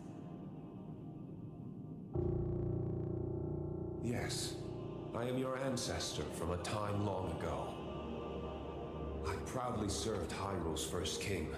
I was a Rito warrior and a sage with control of the wind. Where you fight, the winds follow. I would expect nothing less from my descendant. You make me proud. That monster you defeated, the source of that intense blizzard, it was summoned by the Demon King. He thought it could stop you from obtaining the stone you just found. My secret stone. Demon King? Secret stone? This is a lot to learn all of a sudden. I know. But listen while I tell you what happened in the past. A tale of the imprisoning war. And the mission our people must accomplish. Years ago, when the kingdom of Hyrule was still young, a great evil, the Demon King, descended on the land. He sought to wipe out anyone who opposed him. But Rauru, the first king of Hyrule, requested my aid, as well as that of 5 other warriors, to help in the fight. Rauru entrusted us with amazing artifacts, secret stones, objects that amplified our formidable abilities. I carried one into battle as the Sage of Wind. It was thrilling to fight alongside my fellow sages. Yet we were still no match for the Demon King's overwhelming power.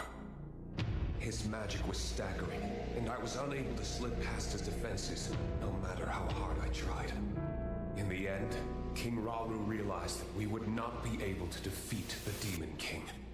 To save our world, King Rauru sacrificed himself and sealed the Demon King away. So that was the imprisoning war.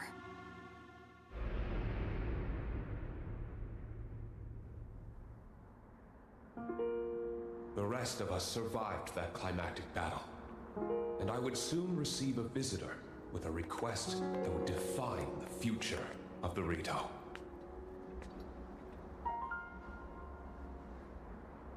It was another of the 6 sages, the Sage of Time. The Demon King will return. The magic binding him will be undone. When that time comes, a noble swordsman named Link will oppose him. But Link will only succeed with the Rito's help. Summon the winds and support this hero. It was clear what part the Rito would play. It will be an honor to defeat the Demon King. I swear to you that when the Demon King returns, the Rito Sage of Wind will awaken once more. And you can count on the full support of the Rito.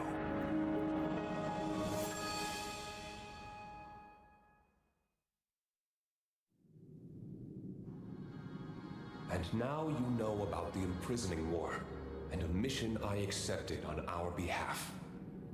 You've saved Rito Village, but there's more to do. The Demon King will soon recover his full strength. Tulin, my brave fledgling, you must take up my secret stone and honor the Sage of Time's request.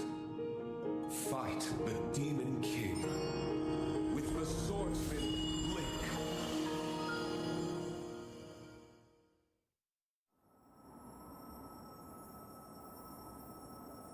So it's my mission to fight the Demon King with you?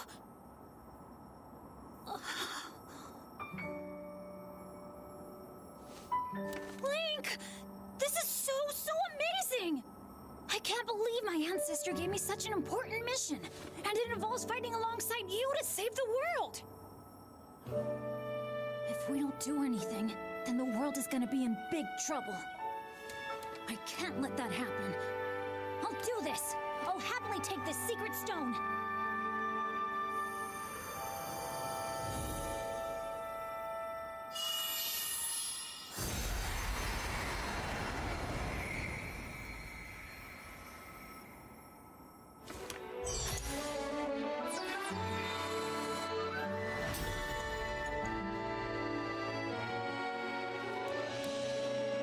I am the Sage of Wind!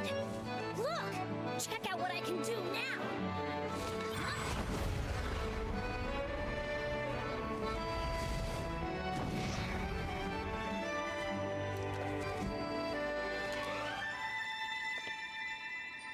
Link, hold out your hand.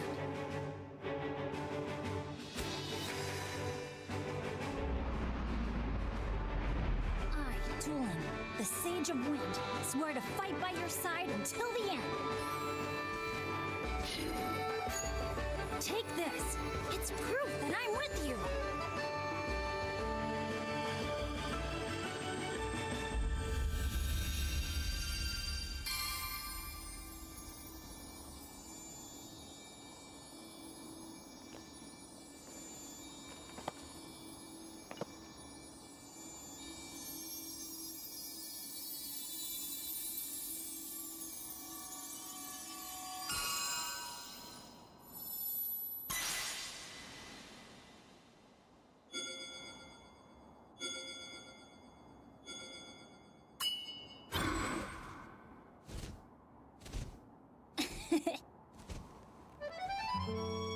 You can use that ring to call on my power anytime, all right?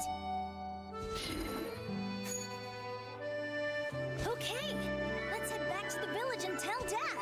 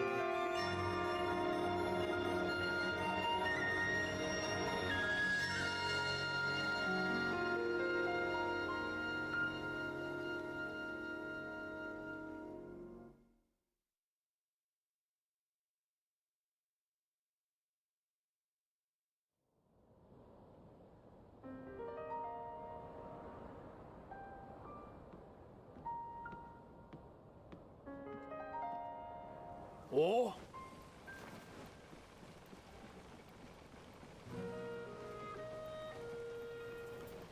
Holy cutscene Batman, is what I have to say about that. I had to quickly disable the, intermission switch during that. Let me go back and catch up on chat here, and then we'll read the dialogue. Now that I know that, I might, I would have definitely had not started that and just maybe taken the break early. Things to know for next time. So sorry about that. I mean, I'll offer this, but I don't think it's reasonable to do. I could repeat that over again if people really wanted the full cutscene experience. I guess I just wasn't expecting, you know, I don't know, say 10 minutes of cutscene. Yeah, I thought maybe that would be the answer. I thought maybe that would be the answer. Yeah, okay. Talking to the character initiates a cutscene, and it's usually like 10 minutes long. It actually was right around 10 minutes too. Longest cutscene I've had in this game engine yet. Okay, catching back up on chat. It ruined the cutscene. Yeah. Oh, also I missed the, I think I told you, but when I was here, you didn't get the heart and left, and I'm willing to bet you can't go back and get it. Yeah, that sucks. Make sure you grab that. I bet that was a huge source of sadness too. You can come back. Good. But I bet that felt icky though. NK Plays says starting a new Tears of the Kingdom Switch 2 edition runs to get 2 save files on a profile. Awesome. Hopefully, hopefully you enjoy that the new playthrough. And then a whole bunch of responses to when the cutscenes were going to be over. I streamed it so you could see your reaction. So I could see the reaction? Yeah. Ugh, goodness. Sorry. What did I think about the fight? Fight was awesome. A little bit of a letdown. So what I mean by that is to say, it took me a second to get my bearings with the fight and, fit in time for the photo. Lucas Soccer, but I expected a little bit more. And by more, I don't mean that the boss, fight wasn't fun. I wish there were more rounds. Instead of like 6 shots or whatever, I wish maybe it had taken 9 or 12. Probably 9 if I'm being honest. Just like throw in something that wasn't just navigate navigate the tornadoes and repeat the fight over. And maybe there's like a spike attack that's new. That's about it. Bear type, I am referring to this particular fight. Colgera, the one we just fought. That was in response to Lucas Soccer's question on YouTube. Granted, I meant what was better, you think? Oh, this one by far. But then again, even though I expected more, honestly, it did fit the 2-phase requirement that is expected of boss fights in this series. The Windblight Ganon was more or less the same outside of... Sorry, I shouldn't say the same. Windblight Ganon, when it had its 2 phases, at most you chucked a bomb at it. You just had to dodge more stuff. This one, you didn't exactly just have to dodge more stuff. You did have the opportunity to attack from the top if you waited around a while. I kind of opted not to wait around for a while. But I don't know if... sorry, I feel like I'm being wishy-washy here, and that's probably what's happening. I don't know if I would say that either fight is, like, better. They're different fights, right? But I did enjoy having to get my bearings more. Whereas with Breath of the Wild, you know, I already knew that fight beforehand. I think for me, the question is not easy to answer because I have two completely different approaches to the two different games. With Breath of the Wild, I knew what was coming ahead. The only thing I didn't know was like the end of the game and Thunderblight Ganon, like that section of the game, because I hadn't played that part before. Here, the whole thing's a fresh experience. It's different. Let's see. Bear Type says, although this one was a lot easier, but the Rito one is the easiest one. That's fair. We did start on the intended path. This is Babby's first dungeon with Babby's first boss. And I do appreciate the callback to Molgera from the Wind Waker, the Wind Waker entry. I really do. That was a nice touch. I didn't think I would like a Molgera reskin, but I do like the Molgera reskin. Lucas Soccer says, what temple am I looking forward to the most? I don't know if I've got the right name for it, but definitely it's either the Thunder or the Lightning Temple, aka one of the last ones along our nice path that we're taking. Let's go ahead and get the dialogue done, shall we? You guys, you did it. Yeah, turns out it was easy once we started working together.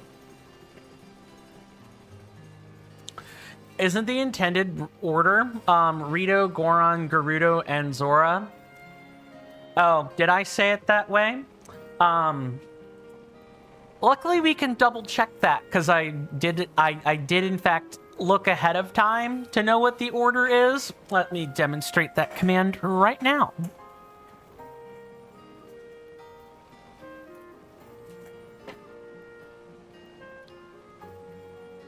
I did look it up, but I think depending on what guides you look at, I'm pretty sure they flop the order of the last two. Let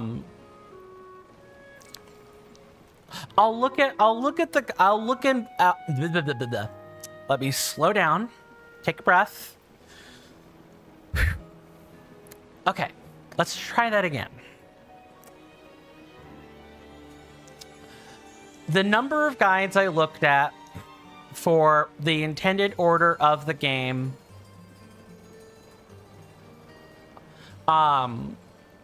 kinda, sorta, like 6 on one hand, half a dozen on the other.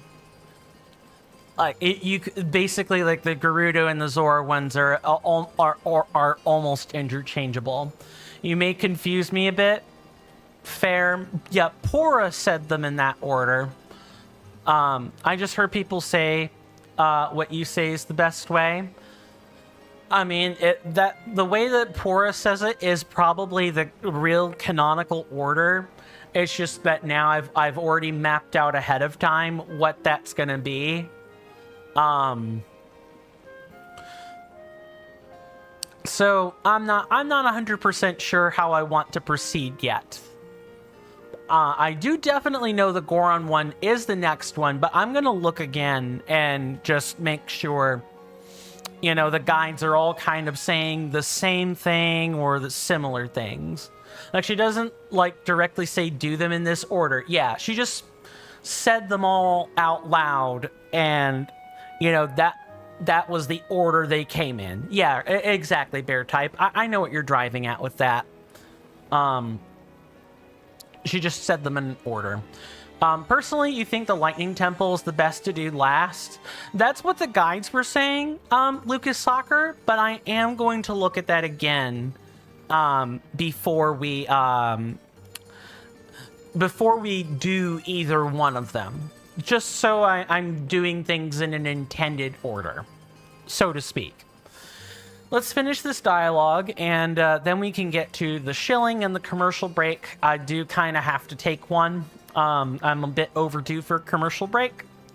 Bear Type says it's just kind of weird that she'll say it in like a Z angle for no reason and not a cube. Yeah, like the order that I have listed, if you referred back to the object map or any other map for that matter, kind of traces like a box shape. Just, okay, let me try that again.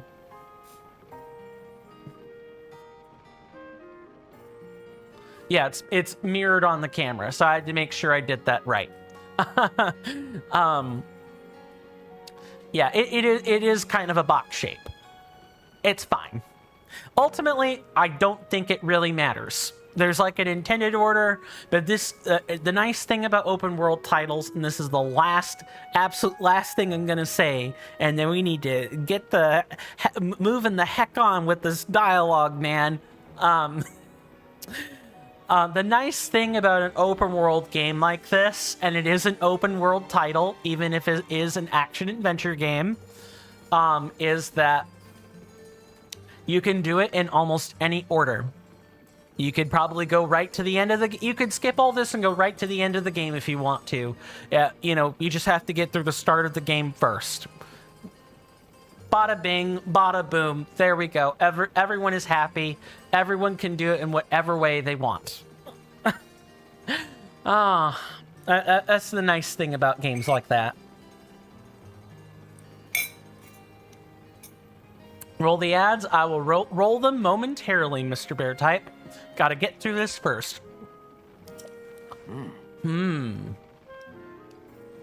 This was no small feat. I didn't have to advance the dialogue there for a weird reason. I still can't believe the Stormwind Ark from the children's song was real. Me neither. You could have knocked me over with a feather.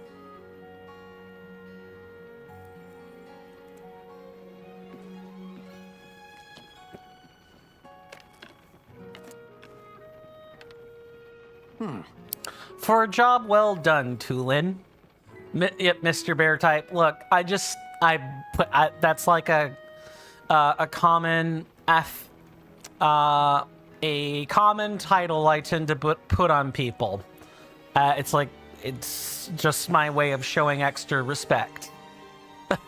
You're welcome. Wait, what? This bow meant so much to you, and now you're giving it to me? It was always my intention to give it to you once you came of age as a warrior.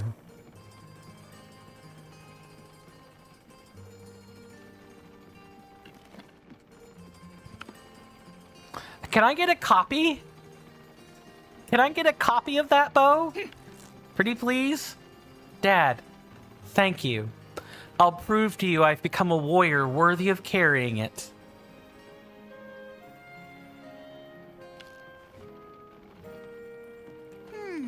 Hey, Link. That woman in the vision, in the vision my ancestor showed us, didn't she look just like Princess Zelda to you? Do you think that was the real princess? I mean, it seemed like a long, long time ago. There's still a bunch of unanswered questions. I gotta know more about the figure we saw in the Stormwind Ark, so I'm gonna go look into it personally. Next time you see me, I'll have more information about Princess Zelda, so check in with me sometime, okay? And remember, with my sage's power, the two of us can keep working together no matter what. Da da da da! Vow of Tulin, Sage of Wind. Proof of the Vow of Tulin, Sage of Wind. Use it to summon or dismiss the avatar of Tulin. Hell yeah. Complete. You got, Bear Type says, you got it in Breath of the Wild. You've had enough of this one. No, I haven't. I love that bow. It's one of my favorites. It's one of my favorites. It worked really well. It was a long-range bow. It was a straight shooter. And depending on what one we're talking about, I think if it's the champion Rivali's bow. It was a triple shot bow. Of course, I could never have enough of that bow. I would always build that bow. I said it before when we were playing Breath of the Wild. I'll say it again. The Falcon bow is the best clan weapon in the entire game. It is the best racial weapon in the entire game. People can slander it in the comments or talk about it elsewhere, but I will not have Falcon Bow slander here on this channel. I'm not. Non-negotiable. With the Boulder Breaker or Earth Breaker being the other one. Bear Type says I kept it for a long time too. Your first 3 times won. Yeah, I'll say. Hello, Zinx on YouTube. Good to see you. Hopefully you're doing well in both body and mind. Body and mind today, and I hope you enjoy your stay. You've come in at a good time. We just concluded the Wind Temple. I'm gonna have to do like a modified break because of the fact that, there's going to be another major ad break in about 40 minutes, and I'm going to have to do things differently today, but meh. Serviceable. Anyway, if you don't mind my asking, Zinx, what is your level of familiarity with Tears of the Kingdom? Excuse me. Tears of the Kingdom, if you don't mind my asking. New to the game? A veteran of the game, beaten it multiple times? I've had all manner of people, come into the stream and share their experience with me.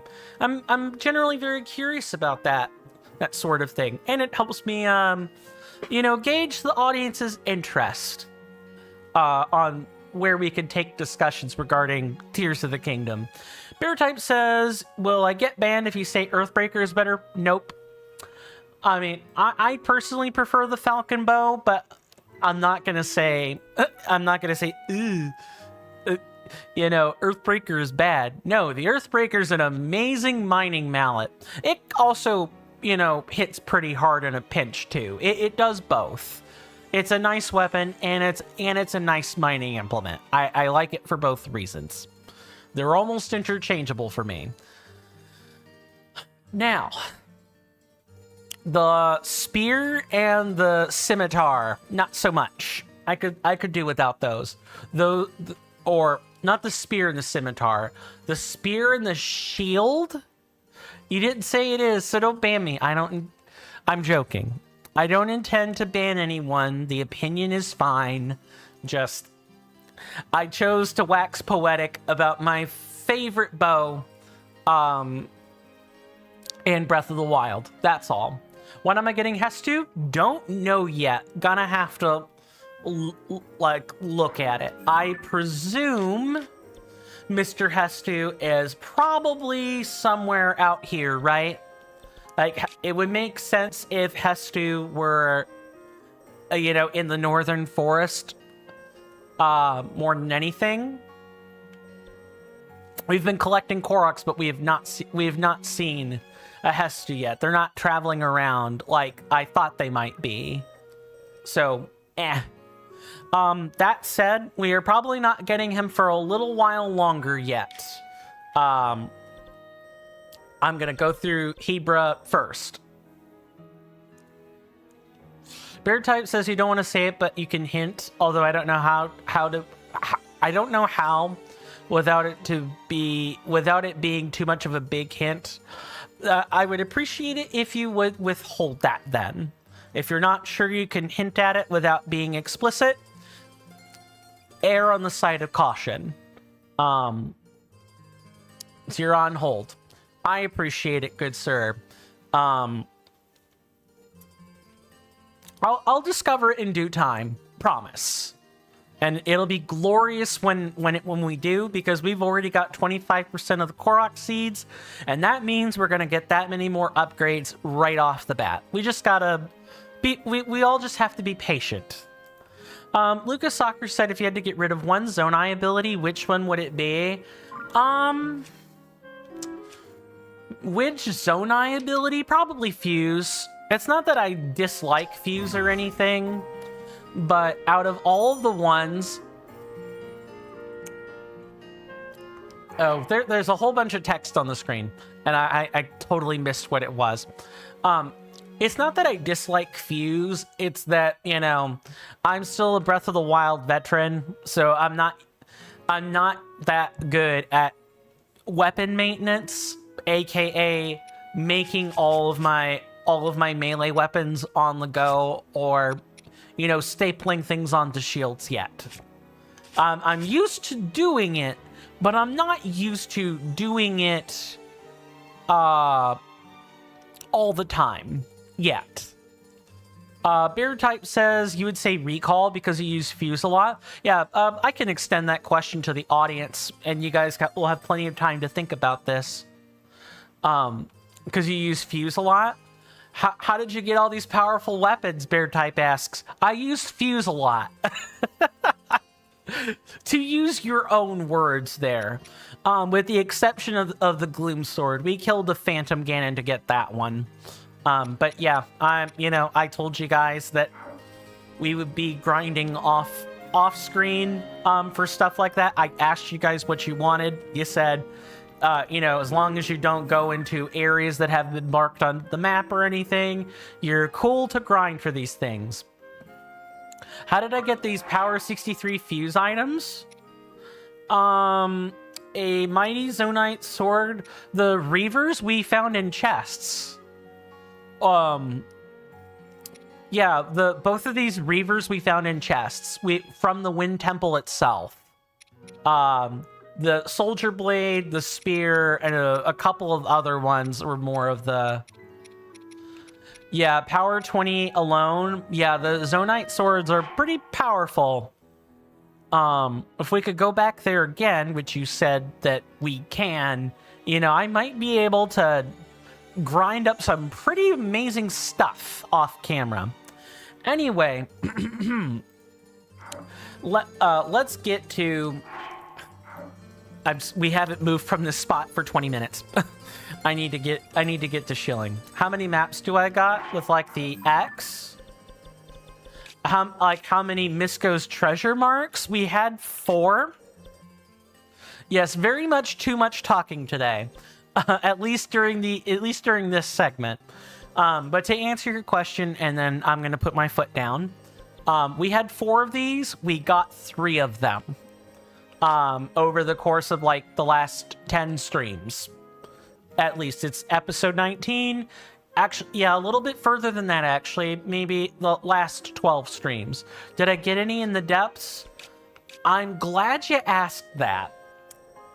So, I found a Yiga stronghold. I didn't enter that stronghold yet, but I did find one in the depths. So that might be one of the next things we do, like just kind of clean up things, here in the depths, and then we will probably move back to the Hebra Mountains and begin... Oh, that reminds me, I have something else we gotta clean up.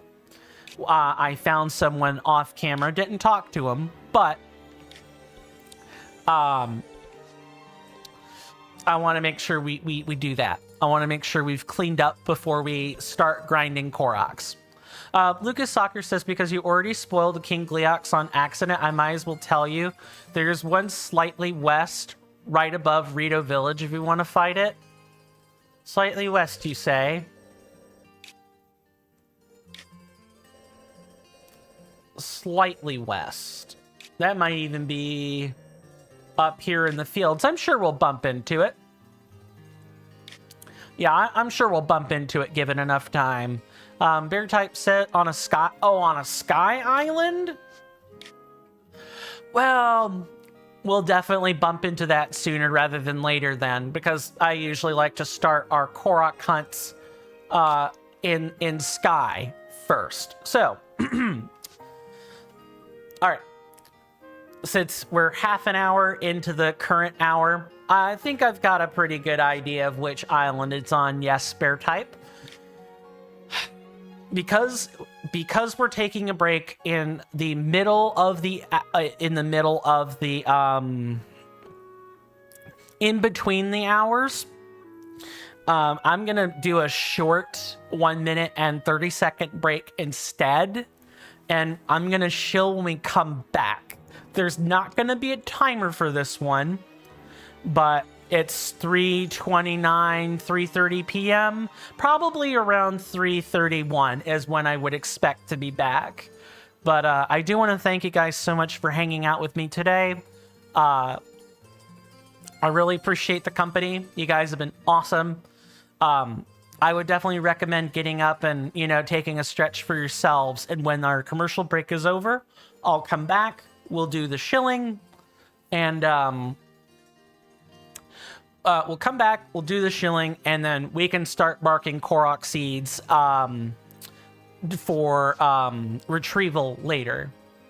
Your plan worked. Less ads. JK, don't ban me. Haha, very funny. All right, I will be back momentarily, folks.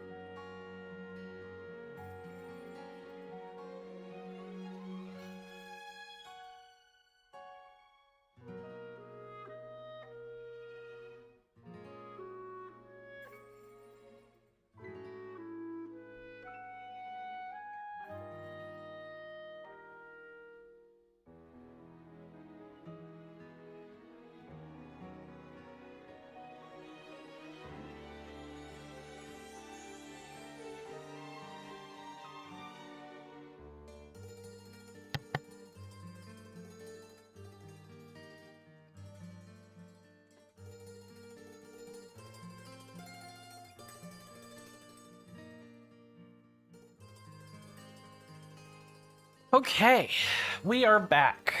All right, so before we, get started on the long haul of,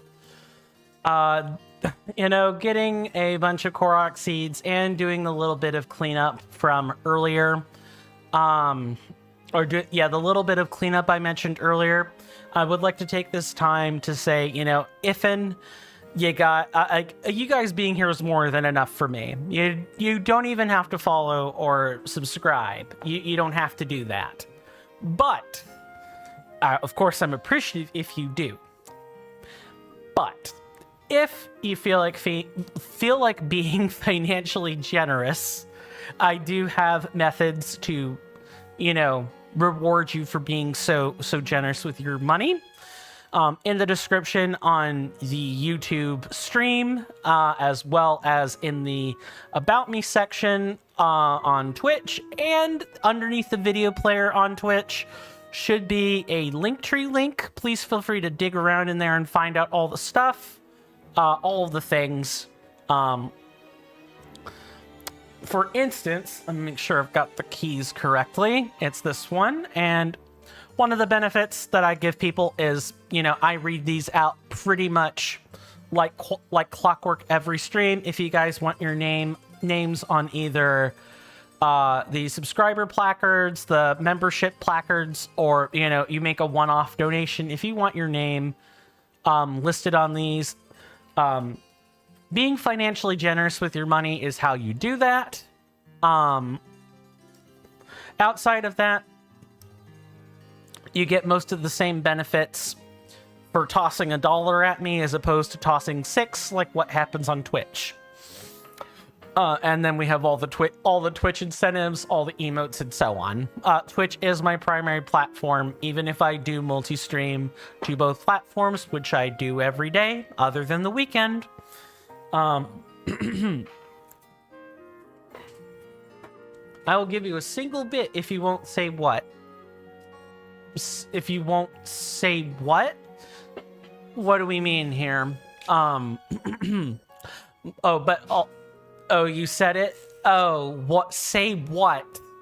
Normally when people say that, yeah, no bit. That's fine.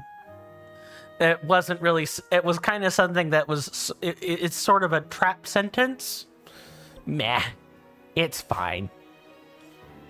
We can keep that as a joke between us, Anyway, I'll let you guys dig around in the descriptions or in the places I mentioned already. I've already said too much as is. So I appreciate people being generous with their money, but of course that is not necessary. I'm going to do this until I can't. I want everyone to know that. Now, first things first, we're going to mark 6 Koroks. A lot of them are right nearby in the village. We already saw a few, actually, when the place was cold.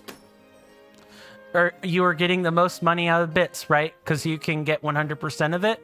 Unlike subs, I'm pretty sure... Good question. I think Twitch takes a cut of that. I'd have to look it up. It may not... Oh, yeah, Twitch, like, I get 100% of the bits, but the rate for buying bits is not 1-to-1. So as far as I remember, you get you have to pay like $1.20 and some other cents to get 100 bits. Yeah, and you start paying a lot more the more bits you want to buy at once. 100 bits is honestly the best package if you're going to buy bits at all. And then if you want any kind of audio alert, I believe I do have audio alerts for bits. Let me double check my events here. No, that's not it. Elbows off the table. Don't slouch. Okay, I will sit up straight for the next 5 minutes. Thank you so much for the posture check. For you guys on Twitch, just adjusting myself in my seat here. For those of you on Twitch, if you take a look at the channel points panel, or the channel point rewards button in the bottom left of your chat display, there will be plenty of various rewards. They're all color-coded. Any of the rewards that you see in black are Twitch's default rewards. They're just always there. They're pretty basic. Anything in pink is just a sound redemption. You click on it, you spend the channel points, you get the funny sound, you get the interesting sound. We all laugh, we have a good time. Anything in purple actually has me doing something. I believe to answer your inquiry bear type, if you want me to just stand for a minute, the one you're looking for is called stretching the servos and joints. It costs a little more because I have to actually, get up, change the camera, change a whole bunch of stuff. It's a little more disruptive. Let me type that out in case you're looking for like a specific spelling of something.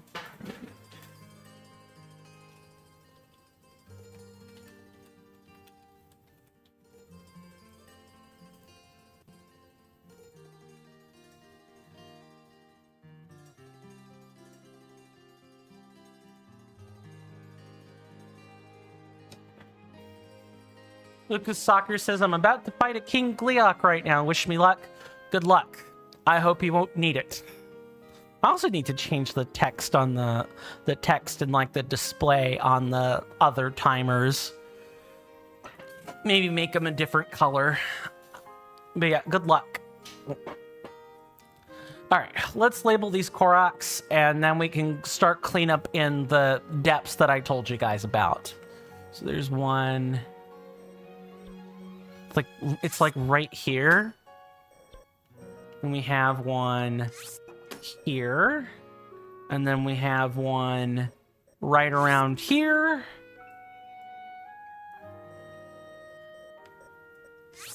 Here and there. Okay. We've marked them. Just asking how far it is. How far is it from your PC? Let's see. Okay, so my arms are about 2.5 feet long, roughly. 2.5, 3 feet. The tips of my fingers can just barely not reach my monitors. I'd say maybe add a couple of inches on each side.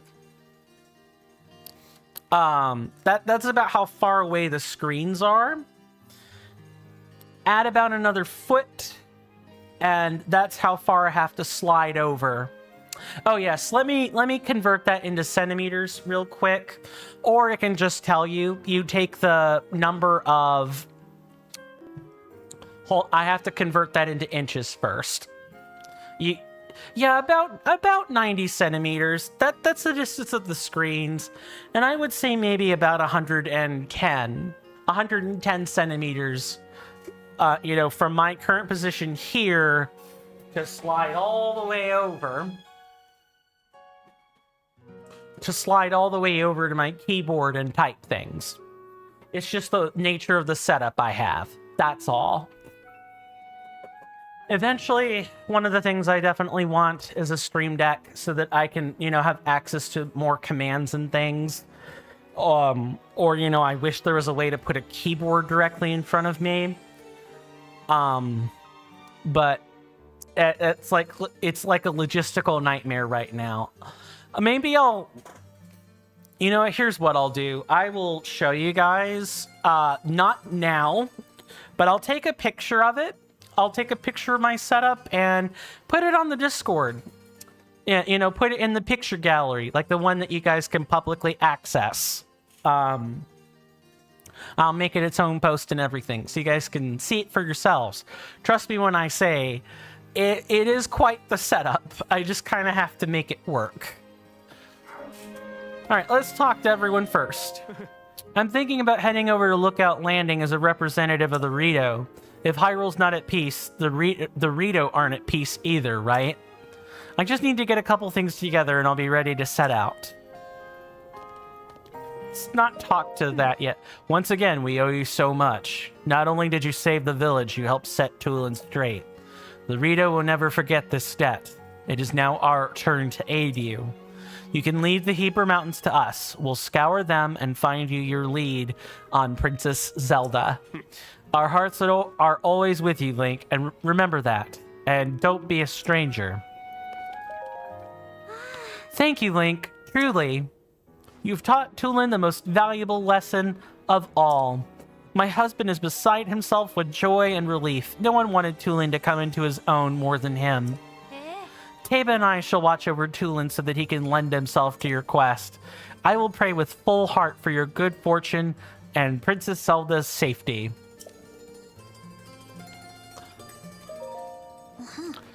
I'll keep getting stronger and stronger until the day comes when we can fight together again. I'm a descendant of the Sage of Wind after all. I'm not going to be the one who holds you back, Link. I'm worried about Princess Zelda too, so I'll keep looking into things from this end. Yay! We can get off the platform after 40 minutes. Yes, absolutely. But we can hardly make it like a couple of inches without talking to people. Oh, Link, we meet again. Kato and I came here to see a geoglyph. Sadly, we were thwarted by the blizzard and grounded nearby. After it finally calmed down, we made our way to this village. We plan to get on with finding that geoglyph shortly. Link, I have been wondering, have you found the geoglyph in southern Eldin yet? The map in the Forgotten Temple showed a geoglyph that looked like a stone tablet. We intend to investigate that geoglyph as well. Are they telling me the next one in sequence, or just a random one they found? I wonder about that. Yeah. The geoglyph in southern Eldin. We will likely focus our investigation there next. Perhaps you could head that way as well, courageous one. The map in the Forgotten Temple. We intend to go on a journey to visit the geoglyphs it has depicted. However, it was quite a bit of work to copy down that map. If only we had a picture capturing tool to make quick work of the task. Okay, let's get off the platform and head over to the depths. I said it before, I'll say it again. We have a little bit of cleanup we should engage in. Let me also take this moment to remind people, or, talk about my Discord server a second. We do have a running vote on the next game that we're gonna play. I have 10 options. We only do the votes on Discord, so if you want to, be part of that and be part of our lovely little community. What the heck? Tulin's vow has granted you the power to summon the avatar. Summon his avatar. Interesting.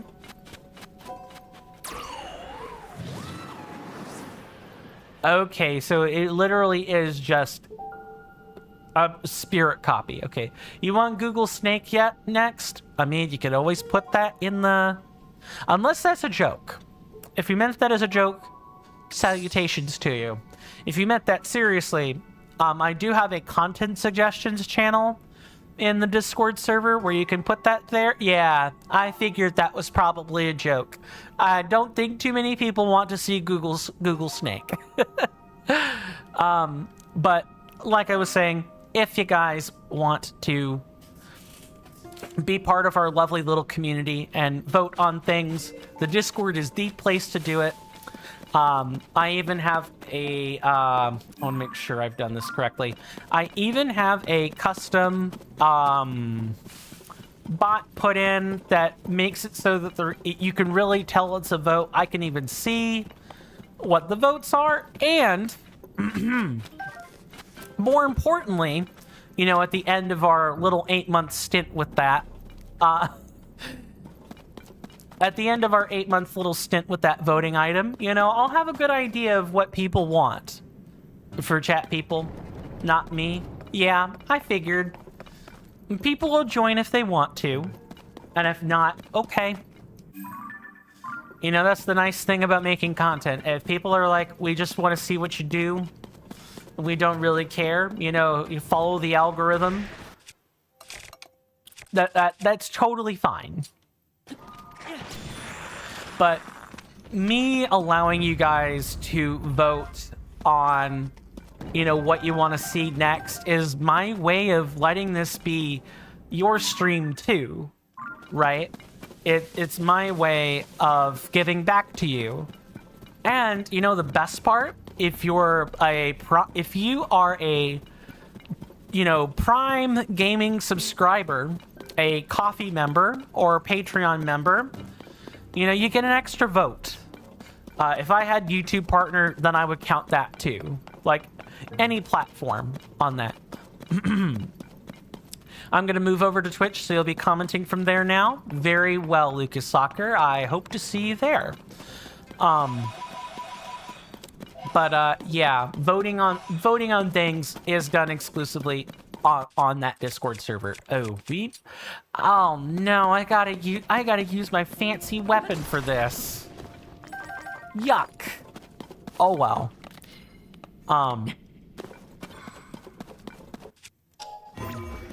Ooh, I don't think we can make it up there. I could certainly try.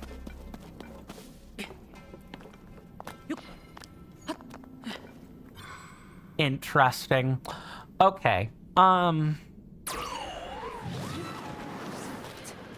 Might be able to make it up this if we, you know, climb gingerly for the next 10 minutes. But yeah, I only collect votes on things in the Discord to keep it tidy, make it not confusing. And of course, if you guys do have any questions about the voting items, I'm more than happy to answer that on Twitch. If you guys don't know, you know, about a game that's being talked about as one of the 10 options, I'm more than happy to answer that as well. You can also talk to the only praetor we have on the server, my lovely sibling, my lovely IRL sibling. I've asked them to moderate, and they are a moderator. They are more than happy to answer questions too, if that's required. Okay, so this is what I was talking about earlier, when I said that I had found a Yiga clan stronghold. This is exactly what I meant. We're gonna go clean this up right here and now. Oh.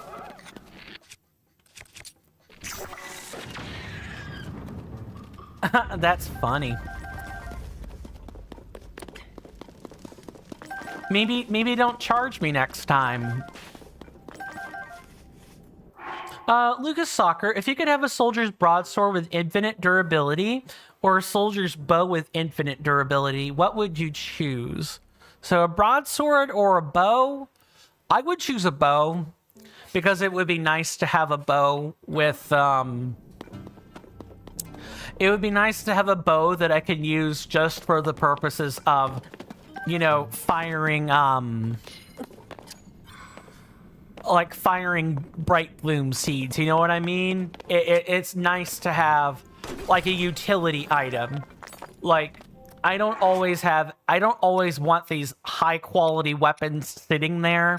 The closest things I have to utility weapons right now are the two-handed axe for the purposes of chopping down evermeans, as well as like cutting trees and stuff, and the sapphire rod. I usually also like to keep a rock hammer on hand so that I'm not wasting powerful weapons just for breaking, you know, objects.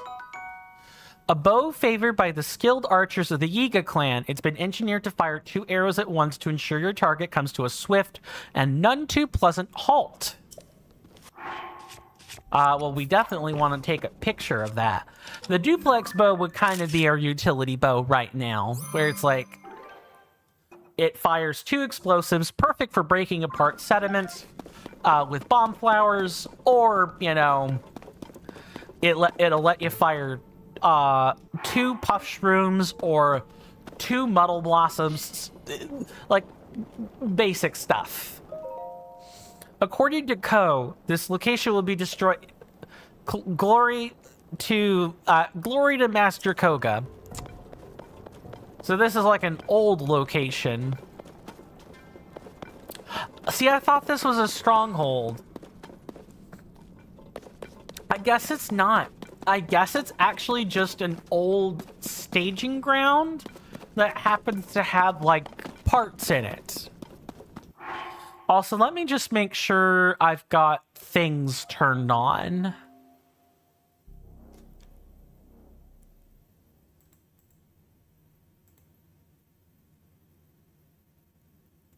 Okay, yeah, all the timers are turned on. The way that my advertising breaks work is, you know, I have them set to run through a script. It's my way of getting around using the ad manager is to run things on a script, which is why the timers and stuff all appear.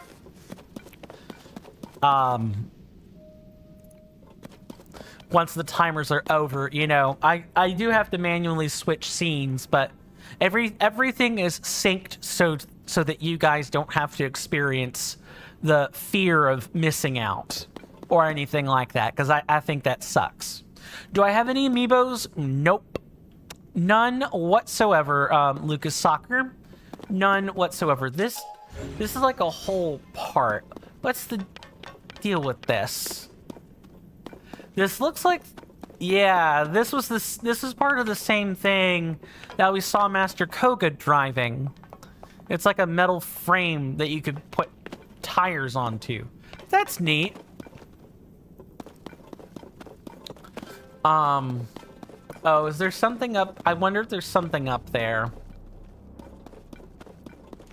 I think we can go ahead and take this off then, because I'm not seeing anything that's special or anything of the sort. I'm gonna maybe ascend through... Oh, there is no ascending through that. Cool. Glad to have figured that out. Okay. I wasted everyone's time on a nothing burger. Awesome. Just gonna quickly grab this real quick. No, I've never purchased any amiibos. Like, not even once. You hear that off in the distance, my senators and inductees? That is an ad storm.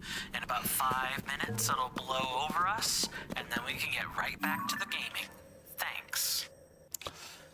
So, that is the cue for the commercial break. I already basically explained how it works, so you guys shouldn't need to worry about that. Or anything like that. It's just going to be, you know, I'm going to say thank you for hanging out with me up to this point. I'd like to make, ooh, you know what we should probably do is check back in with Lookout Landing and see if there are any quests. But I'm going to do that in a second. You know, the nice thing about getting all the shilling done and in the first 2 ad breaks is that we don't have to shill anymore. You know, I could just give you a quick blurb about the commercial break. I hate running ads. I wouldn't run any ads if I could help it. But I refuse to play into Twitch's games regarding the ads. I refuse to put that experience on anyone, which is why the timer is there. Twitch very much wants to make Twitch feel like a TV hub, and I'm doing my best to avoid that. Which is why everything is structured like it is. So, what armor set do I wear the most? Hard to say, Lucas Soccer. Hard to say. Right now, I think if I were to... I think if I were to answer that question based on what I know is in this game, I would probably say the Yiga clan set, just because I wore the Sheikah set a lot in Breath of the Wild. But now that there are like different maps, now that there are like different maps, it's much harder to say that, oh, I'm definitely gonna wear this set or that one at all times. Not 100% sure what that's gonna be in reality, though. I can tell you how to get the champion's leather armor if you want it. It's pretty easy. I appreciate the offer, and I appreciate you asking, but I trust we're gonna bump into that organically over time. I would like to avoid another glide armor incident if I can at all help it. Because I definitely would not have I definitely would not have I would not have known about the glide armor beforehand. I would have bumped into it organically anyway, but I wouldn't have known about it until, you know, we actually mapped out the Tabanthan region of quite a few streams ago. So if I want to know, I will definitely ask again. Promise. And thank you for being considerate. I really appreciate that. Also, I'm definitely tuned into the wrong map. You guys might be asking, why the heck are we here? There's a Frox here. There's like a regular old Frox. I want to add its photo to my collection. What? Oh, it's wearing the Great Eagle Bow, so we can snap a picture of it. I want to kill a regular old fox before we move on. What time will I start streaming tomorrow? Around the same time, 1 p.m. Eastern Standard Time. I usually always start my streams at around that mark. There will be notices. This is also another reason I recommend the Discord server. I have feeds that go out into the dedicated announcements channel for when I go live, on top of a Google Calendar that I also have in the resources channel. I got lots of things to help everyone stay on track and to help me stay on track. But speaking of staying on track, I will see you guys after the commercial break.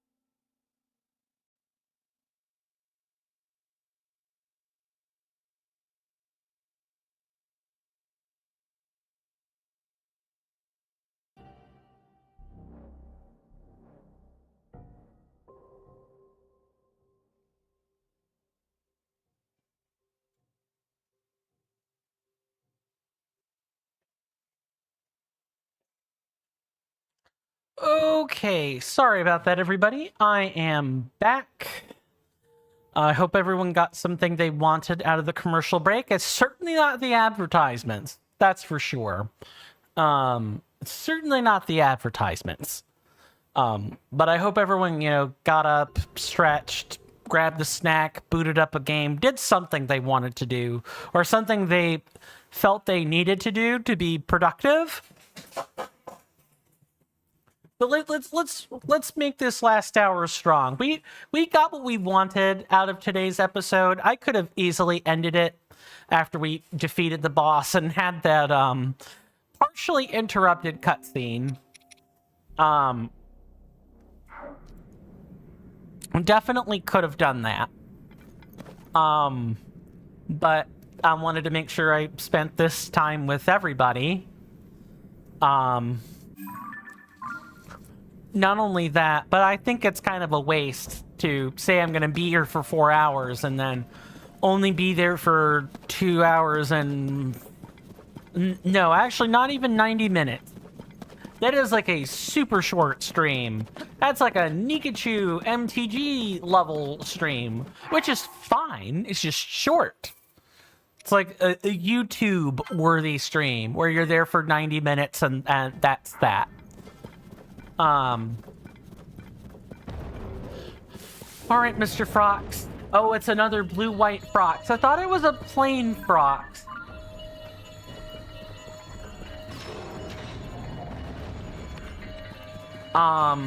Tulin, I appreciate your help, but unfortunately, you have absolutely made it very hard.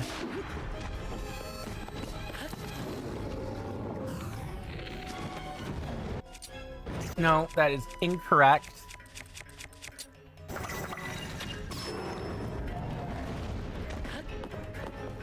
You've kind of made it difficult to...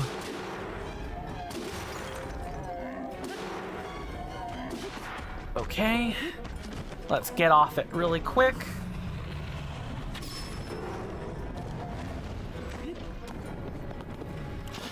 I've had a lot of practice fighting Froxes. Outside of, like, setbacks, kind of like this one. You mainly just shoot at their eyeball. If you're on the ground, use a Keith's eyeball to help you. Alright, we gotta back off. Tulin, you need to... I was about to say, you need to let the guy move, or he's gonna be really difficult to deal with.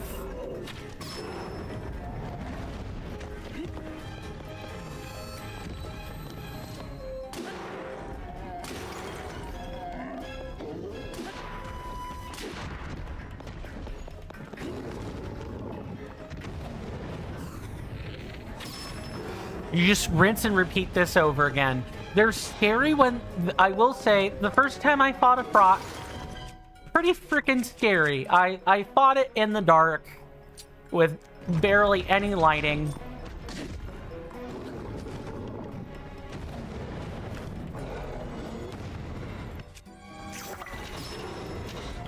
Okay, Tulin knows to shoot at the eyeball. Nice.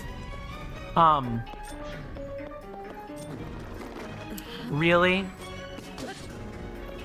Yeah, just get off. That's kind of a wasted attempt.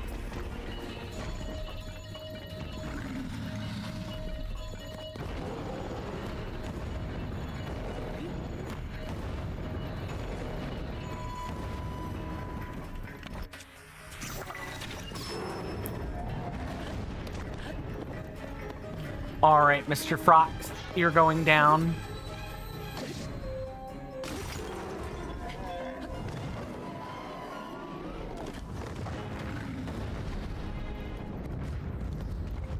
Tulin has a bit of an aimbot. Yes, it's pretty good. I quite like it. Makes my life easier. I've heard my sibling has played and has beaten this game, and they have explained to me, as like a word of warning, that the rest of my allies aren't going to be nearly quite so good as Mr. Tulin here. We can now actually take him off of the mark there. And now I can pretty much fight this one whenever the heck I bloody feel like. I just wanted to make sure I got this out of the way.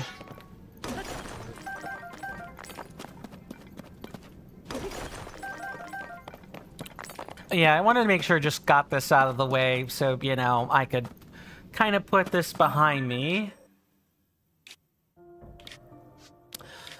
Now that I've done that, I've done my little bit of, you know, cleanup in the depths for the day. The next thing we're going to do is we're going to go to the NPC I told you guys I found off camera earlier. I heard it, I confirmed what I saw, but I didn't actually talk to them, so they should still be there. It would be weird if an NPC I didn't talk to recognized that I found it. It would be really weird. Oh, yuck. I remember. Yeah, awful. It's fine. It could be worse. And then I think after this little spot of cleanup, we'll head back to Lookout Landing, so that we can maybe check in on Robbie, Joshua, Pora, and so on, and see if just, you know, people have things for us to do.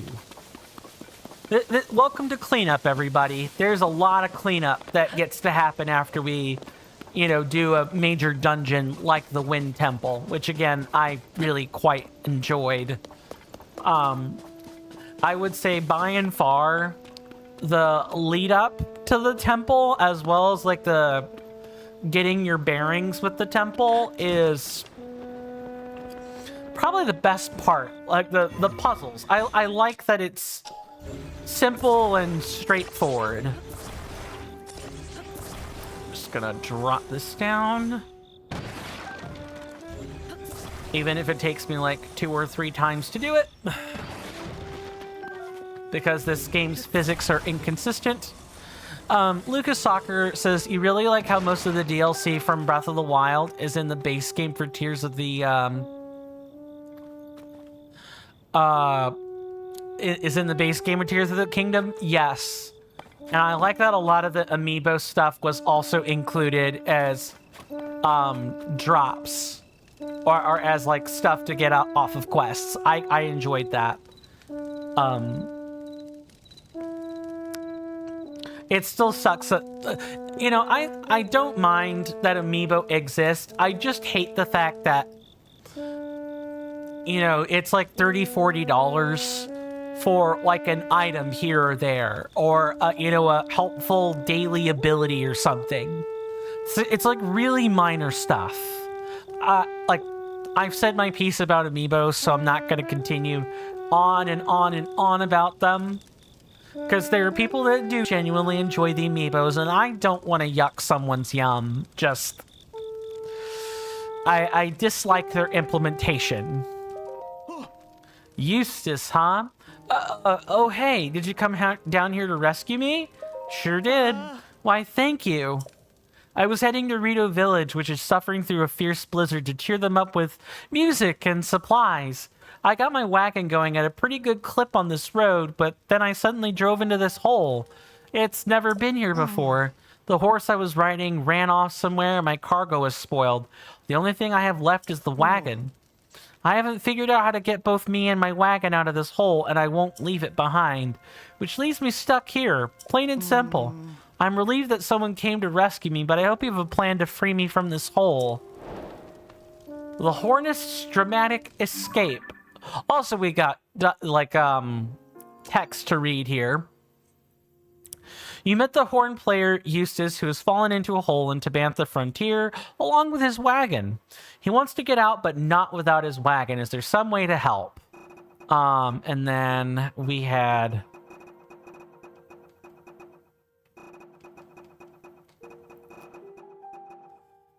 And then Rito Village is no longer at the mercy of the unusual blizzard. Tulin, who inherited a secret stone from the ancient sage to become the new Sage of Wind, promised to lend you his power anytime. All right. So, we've got a harness. Or no, we got the latch. What I'm willing to bet is that we do something like this. We can maybe attach some balloons of some sort.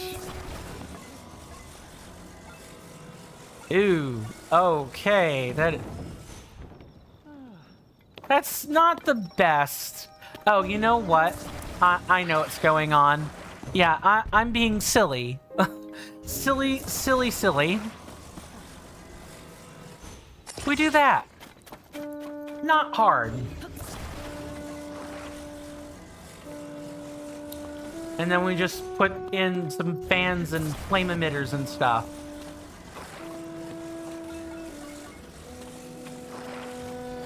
Right, I think something like this ought to work.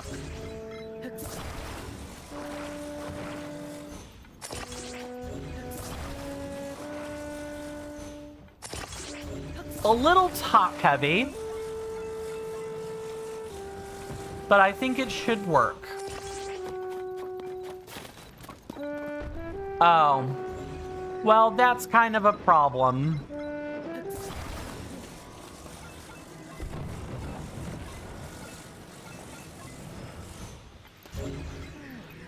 Okay, so I need to, like, adjust this. Ah, yes, I gotta break it all down. Neat.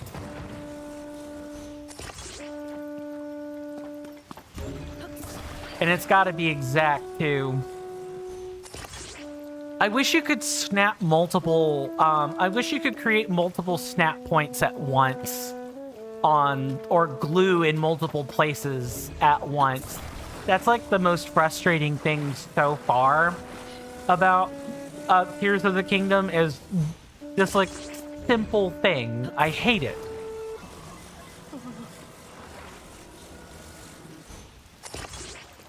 Okay, so we've got that. I think what we now need to do... Let's talk to you again. I can't climb up the walls of this hole, and even if I could, I wouldn't want to leave without my dragon. Or, wagon. Excuse me. If only someone could pull my wagon out of the hole with me in it. Is that too much to hope for? Yeah, you're right. I might as well wish for my wagon to take to the air, or some kind of ramp out of the hole to mysteriously appear. Either of those is as likely as the wagon getting lifted out by some invisible force. I shouldn't go hoping for a miracle. Okay, so we have this. There's like one thing.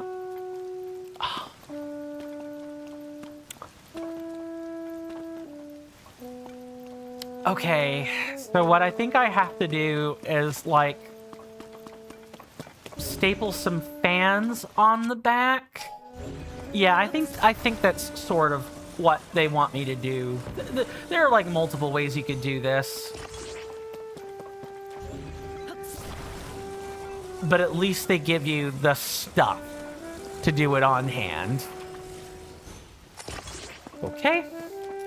We're gonna staple this all the way in the back. So there's room. Is it impossible to get me out of the hole while I'm riding in the wagon? What? You can actually make this happen. Yeah. All right then, let's hope you know what you're doing. There we go. There we go. Oi! I'm in the wagon, ready to go.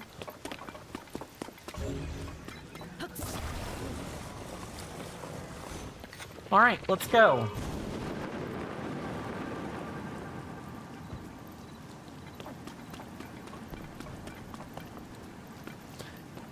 It's fine. It's fine. It'll stay just like that while we get up there and finish pulling him the rest of the way.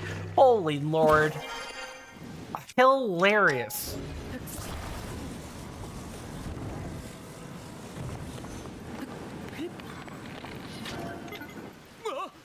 Whoa, I'm out of the hole?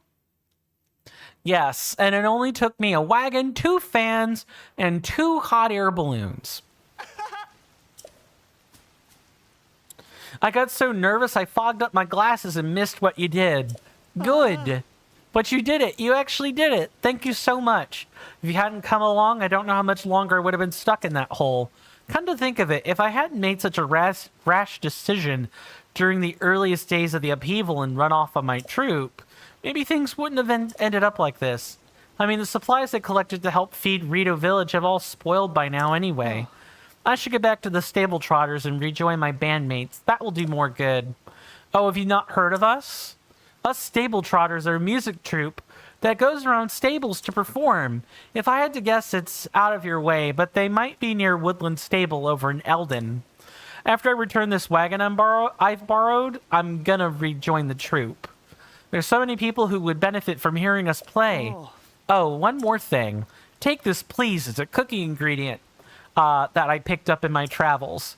This is the least I can do for you getting me out of there. Yay! Honey, straight from the hive. And now I'd better be on my way. I'm sure we'll bump into each other again. I look forward to playing my horn for you.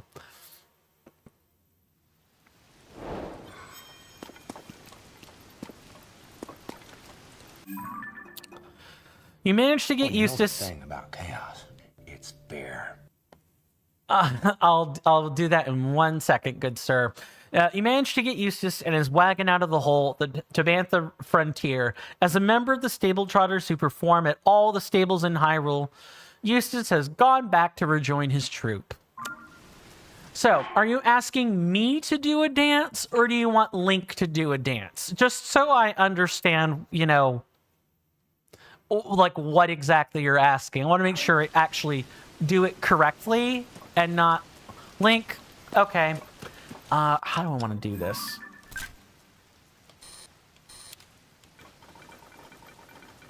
Nah, that's not sufficient. It's not sufficient. Okay, how can I do this? I guess spamming the different poses on the photo is like photo mode is the closest I can get to doing a dance. Probably. But not 100% sure on that. I hope that was you like the camera dance. Okay, I'm happy that was satisfactory then for you.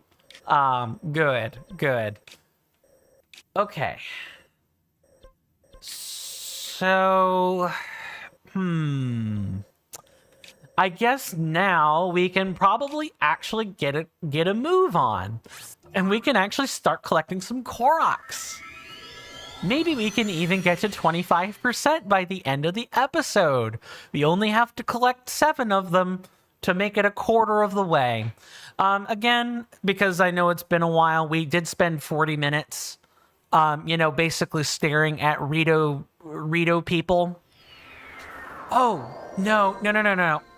I'm glad I thought about this. Hold on. We got one more thing we gotta do. Sorry, I said this earlier and I totally spazzed and forgot about it. We gotta go back to Lookout Landing and we've gotta check out, Robbie, Pora, and so on. We gotta see if they've got quests for us. Sorry. Just all kinds of distractions, right? Such as how post-temple cleanup tends to go. You get distracted a lot. The same was true when we played Breath of the Wild. After the Divine Beasts, we would have to go and do a bunch of cleanup for a while. There are going to be many streams of cleanup before we even think about something else major. Okay. So, let's start chit-chatting with the locals. I'm sorry, Taro. You're not the right one for the job. Come on, don't say that. You've got to let me cast my line into the depths, too. I'm capable of deciphering some Zonai script. Who else can tackle that stuff? I mean, your skills would be super helpful to me. You're the one in charge of the Zonai survey team, after all. But aren't you heading up the Ring Ruins investigation in Kakariko Village anyway, Taro? That's where your focus should be. Those fallen ruins are huge and exciting, big enough to see from Lookout Landing. So please, finish your work there before asking to join a new research. But to read first-hand Zonai history, that bait's too juicy to pass up.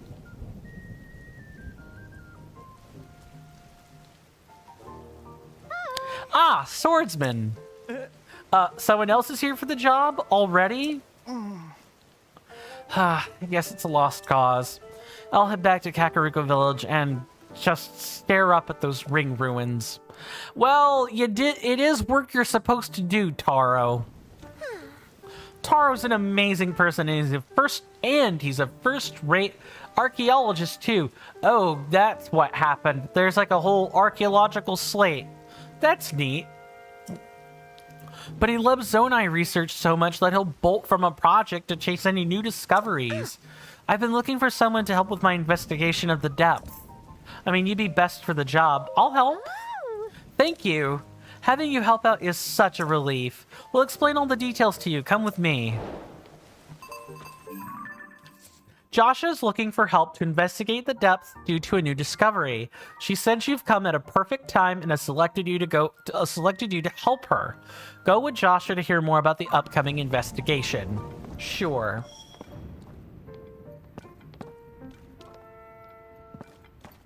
Wait, is that a... We saw this earlier of like the bargainer statues, but are we capable of turning in pose at that bargainer statue? If Link and Zelda got married, would I go to the wedding? Probably. Probably. It would depend on how busy I was. So remember that fragment I had? The one that showed a single mysterious figure? I found more fragments among the things our survey team brought back from the depth. And guess what? They fit together like puzzle pieces. Okay. Ta-da! Just look. Oh. Feast your eyes upon this amazing mural. I'll read that comment in just a second, NK. This scene shows that there's a whole series of statues down there. Yeah, we've seen quite a few of these. And I've bumped into just as many of them off camera too. Like the one you found for me last time. But what really caught my attention is the way they're oriented. Each figure is pointed toward the next one in the series. Until it ends with that last statue facing a final destination. A building that looks like a temple. Also see those large ears on the figure at the front of the building? That's gotta be one of the Zonai. And then there's that strange hand symbol that seems to be responding to whatever the Zonai are doing. So to collect my thoughts on all of this, I'm pretty sure if you follow the gaze of each of those statues down there, you'll reach that structure. I'm also betting that the temple-like building holds something of Zonai origin. I've heard that the Zonai wielded mysterious powers. I wonder if this correlates to those powers.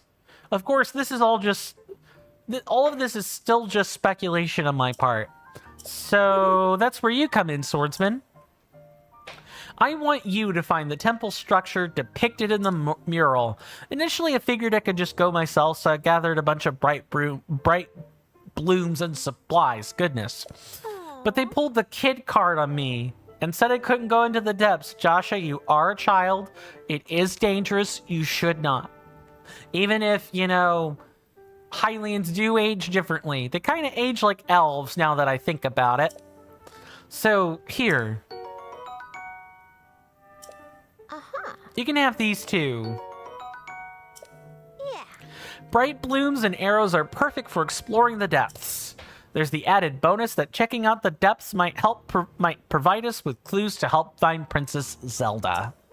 So if it all works out, maybe you'll snag some mysterious power for yourself and gain clues about Princess Zelda. Sweet! Nothing but good things, right? Thanks for your help with this, swordsman. Can I have the ore? You mean to tell me you already found the temple? And what was in there? A bargainer statue? Oh no, the auto build? With the ability to instantly replicate things you've built? Really? I could have just continued along I could have just done what I was doing. and I would have bumped into this naturally. I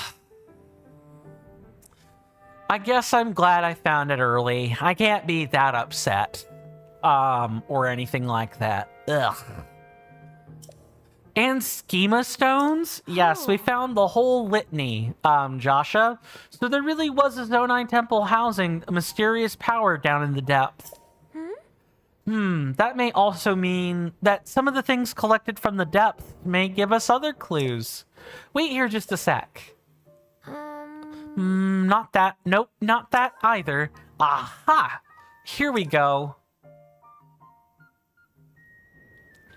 Here, swordsman.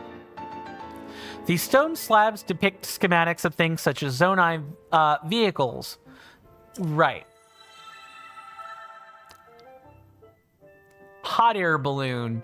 The new design has been registered with auto build.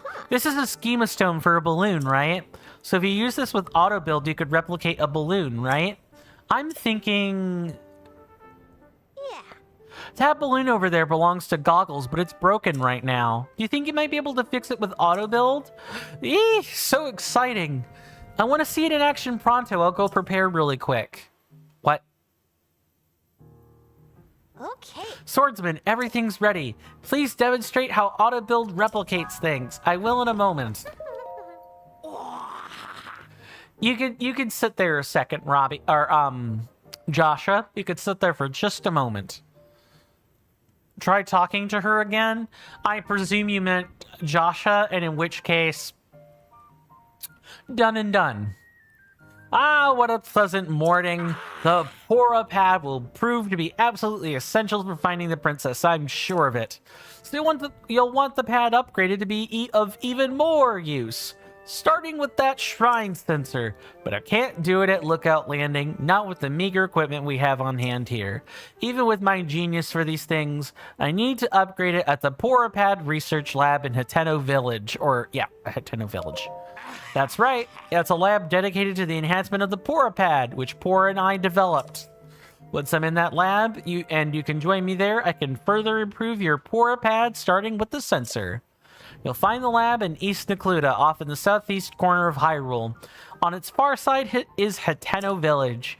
Go a bit farther than that, and you'll see a mighty peculiar place. Don't let the looks fool you.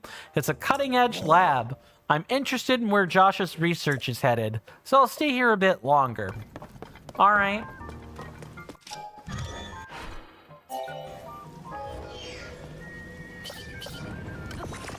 There you go. One hot air balloon. I can't believe it. You rebuilt the balloon in an instant.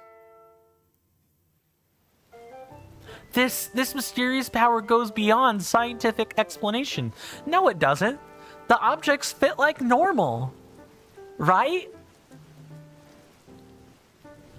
It's just asinine.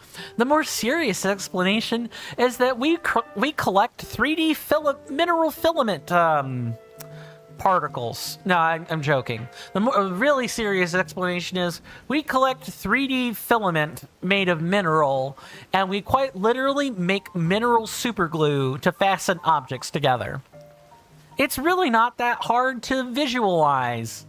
It's just these people don't know what 3D filament wire is.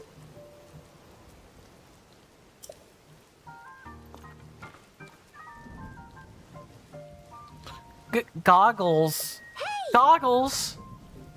What are you yelling about, Joshua? Inconceivable.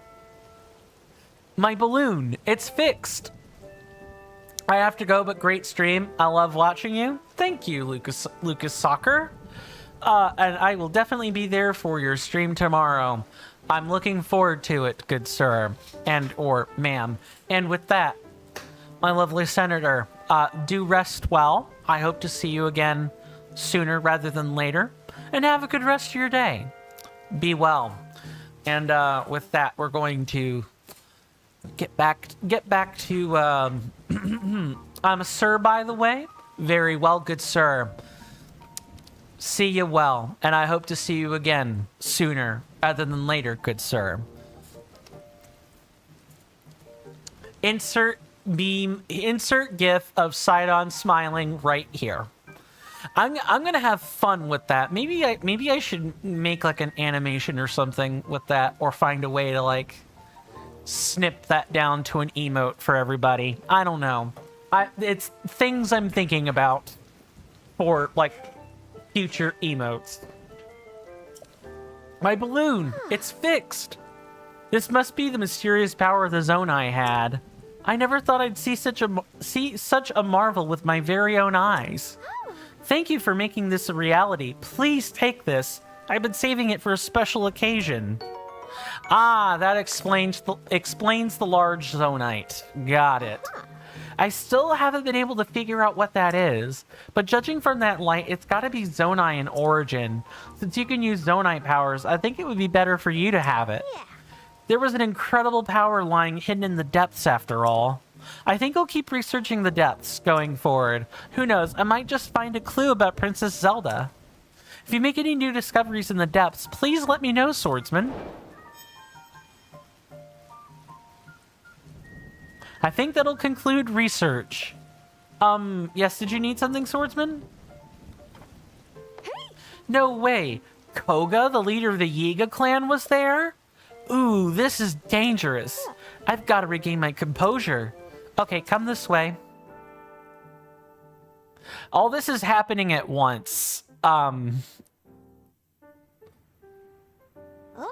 So you face Koga in the depth? What's the leader of the Yiga clan up to down there? From what I know, the Yiga clan is a super dangerous group that schemes against the kingdom of Hyrule. And Koga has had it out for you and Princess Zelda for a long time. He'd do anything to put an end to your lives. Despite everything we're looking into already, we just can't take our eyes off this threat. Besides, Koga could know what's happened to the princess. That would make a lot of sense. If you do go after him, keep in mind that I'll be continuing my research of the depths from right here. Oh, by the way, do you know about the Forest of Time south of Hyrule Field? There's a chasm there, and I've got reports of another series of statues found at the bottom of it. These statues are different from the one you showed me using the camera. They seem to point the way somewhere too, and do come near where you got your auto-build ability, but they don't stop there. These statues lead farther southwest into the depth. Where they go is anyone's guess, but I bet there's a destination far beyond that building worth seeing. I'll keep gathering info about what's in the depths, so be sure to stop by and check with me sometimes. With the help of the auto-build, you fixed the broken balloon. Both Joshua and Robbie were impressed. The results of this investigation reaffirmed the importance of the depths to Joshua. She has asked you to let her know if you make any new discoveries. Yay, and now we get to talk to you. Swordsman, are you okay over there? You looked like you were somewhere else just now. Oh, I bet you're interested in that strange stone, huh? We discovered it in the depths. It looks both naturally formed and as though it's been carved into... We don't know much about it, as you can probably tell. There's still so much to learn. So once I'm done with my current investigation, I plan to start digging into it more. You who stand before me, I am the one who returns Poes to the afterlife where they belong. Offer Poes to me that ought to return to the afterlife. Here's a Poe for you. Yes, oh, this is indeed a Poe. What pitiful beings these are. They have lost their way home and wandered the depths of this land. I have returned the lost spirit to the afterlife where it belongs. Since I was brought here to the surface, I have been unable to return Poes to the afterlife. Because of you, I can assist them once again. You should take this. Is this like a really weak statue that could only turn in Poes for clumps? Have you encountered my brethren in the depths of the land? Wait just a moment. My brethren and I have combined the power to create the Dark Trousers. If you desire it, you must make a suitable offering.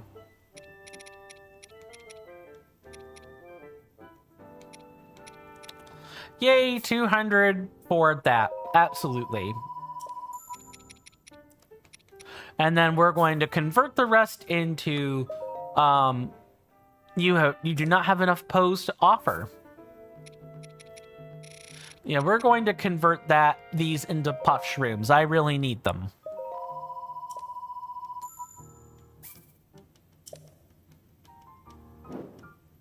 I can sense the locations of my brethren. If you offer me 10 pogs, I will tell you where to find one of them. Nope, that is perfectly fine. I don't even have 10 pogs to give you. We had 2. We weren't going to be able to do that anyway. We must get to that lab. I really appreciate you fixing up my balloon. Ultra thanks. That auto-build thing is pretty darn amazing. I should have a good think about all the practical uses of that someday. Oh, that reminds me. Hey you, listen up. Now that Josh has solved the mystery of that slate, I can return to the Porapad Laboratory in Hateno Village. If you go there, I can make even more improvements to your Porapad, starting with the sensor. You'll find the lab in East Necluda, off in the southeast corner of Hyrule. On its far side is Hateno Village. Go a bit farther than that, and you'll see yeah, we've already read that. Alright, I'm gonna head over there. I'll be waiting for you to arrive. See you in Hateno Village. Don't keep me waiting. I don't.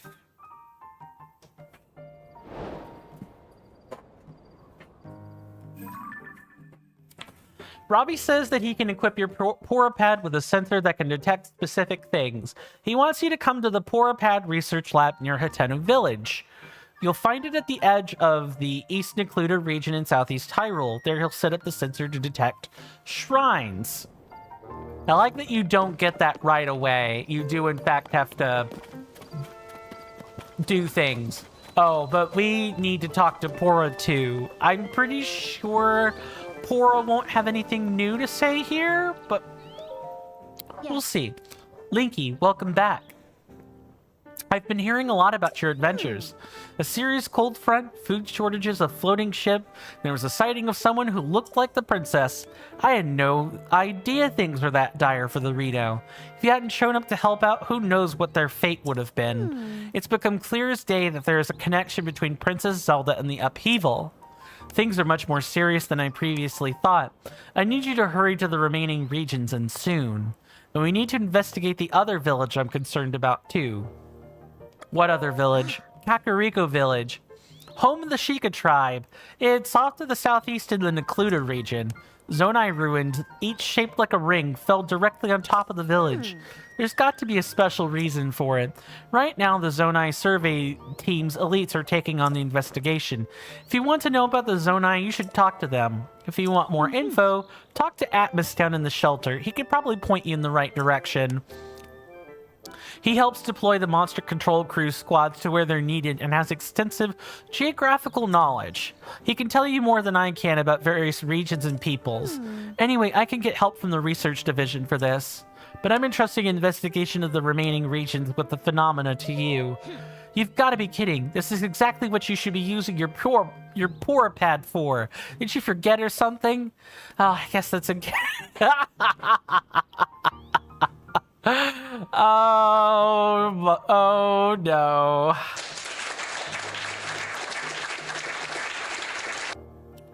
I guess it's in character for you, isn't it? Can I see the Porapad? Yes, talk to Pora. She's just gonna flash the pad in front of us. There are 3 locations left. Eldin to the northeast, Lanayru to the east, and Gerudo region to the southwest. From here, Eldin to the northeast is probably closest.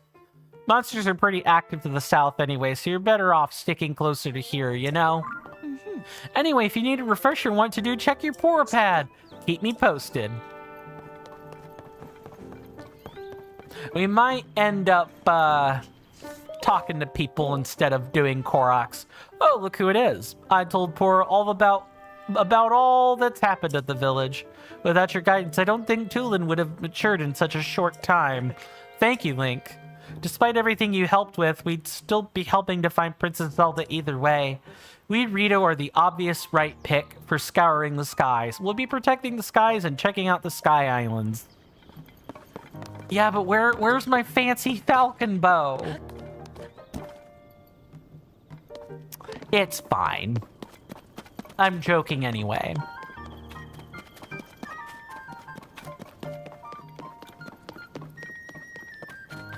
Okay, these two, what to do? Sorry, I'm pretty picky when selecting ingredients, so if there's something you need, talk to me later. I will buy all of these. And I will buy your rice. This grain is a favorite among residents in Kakariko Village. It's grown in regions with a lot of water and is quite versatile. It's used as ingredients in things like risotto and rice balls. Oh, I could go for some onigiri right now. That's pretty good. What? Wait. You could just straight up buy a tunic from here now? Interesting. So I guess if you want to buy multiple sets, I think you might be able to. What? We found Hestu, everybody. It happened.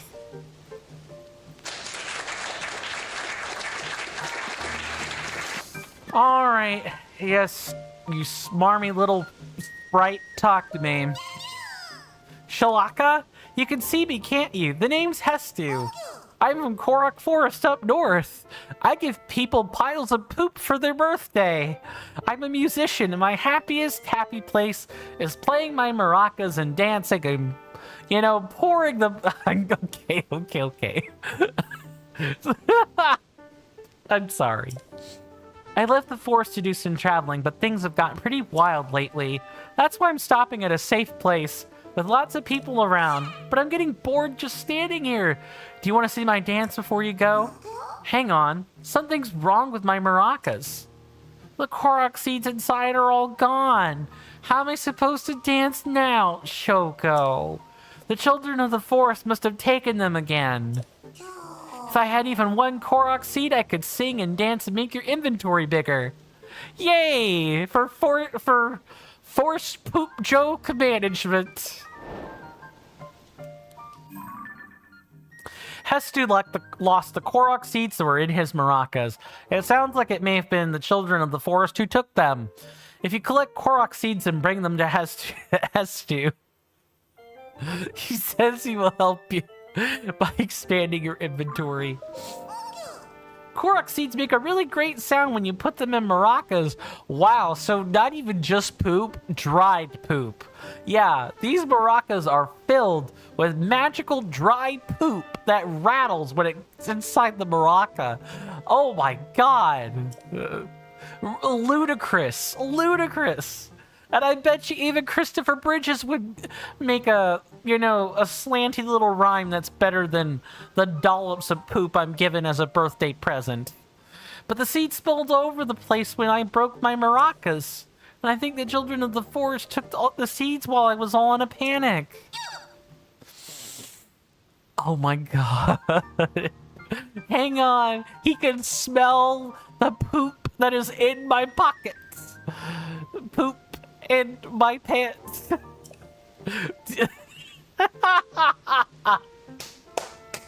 Oh my god. I'm sorry. My inner child literally just came out right here. Do you have a Korok seed? I do. And we in fact do have 244 of them. You do. You got a Korok seed from one of the children. I got Korok seeds from 244 forest children. Thank you. If you give me a Korok seed, I'll make your inventory bigger. Yes. Shalaka, so which stash do you want more slots in? Weapons. I'll just need one Korok seed. Deal? Let the expansion begin.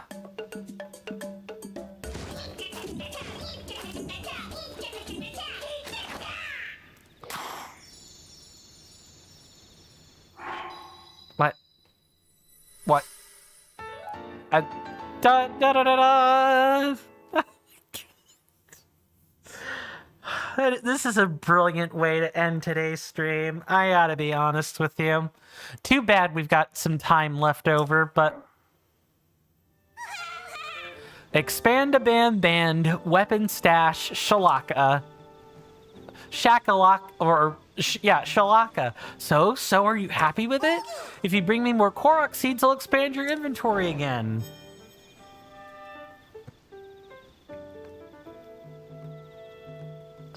I still smell Korok seeds on you. Want me to make your pouch even bigger?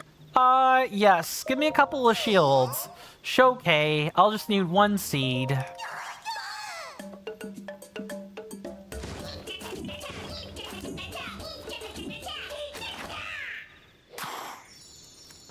I like the fact that the little dance is now, the little dance is now it now has a little, you know, Korok, trio to go with it.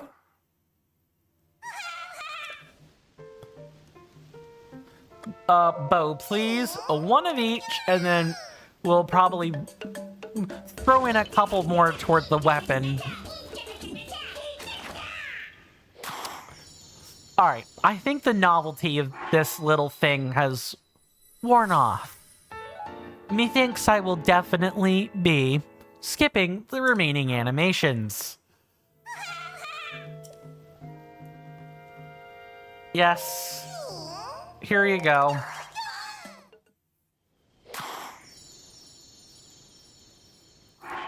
Please let me skip the scene faster. Like, immediately, as soon, just, like, let me skip. Like, once I select the stash, here you go. I wish I could just press the X right here. Instead, I gotta, like, mash it pretty quick.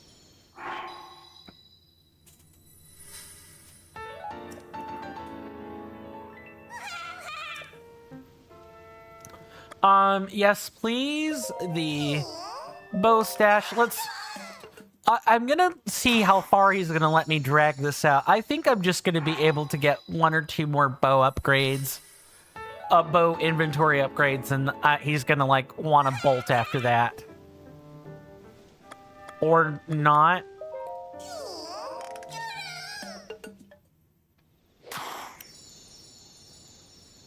Oh.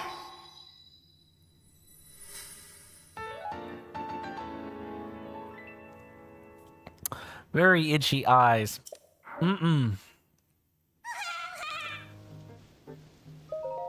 wow, are you gonna actually, like, let me upgrade all of this, like, all at once? I don't think so. I think I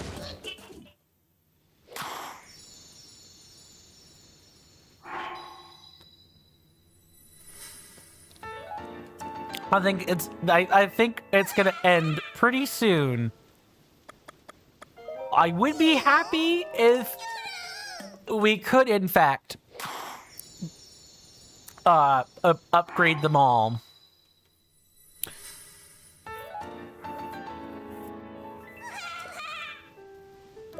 Alright, we've got enough shield and bow slots.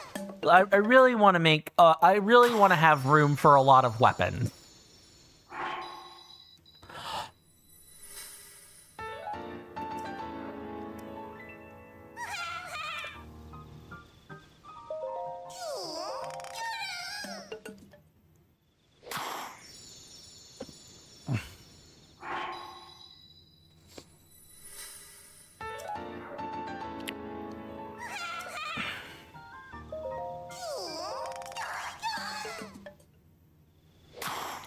I mean, if he's gonna let me do this the whole time, we are in fact gonna just, to pardon the phrasing, we're literally just gonna have him poop out these inventory slot upgrades.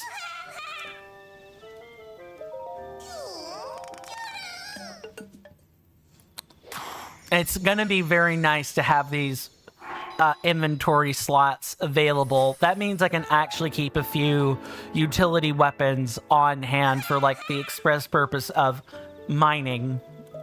This is the last one. And now we're gonna split them between bow and shield again. I feel pretty good about this, all things considered. Here you go. We're gonna make this guy dance so much that he will literally not want to dance anymore for a while.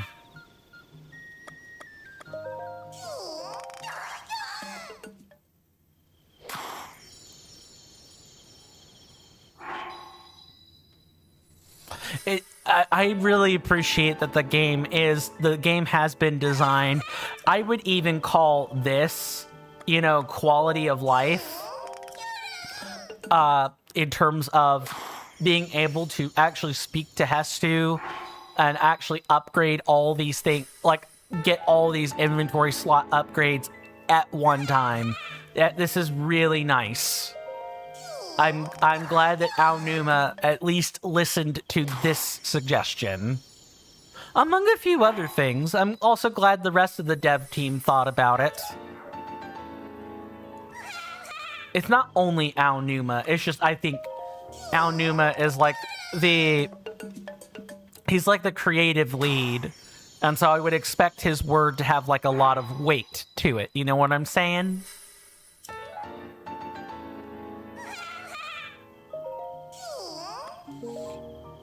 Expand a different stash? Yes.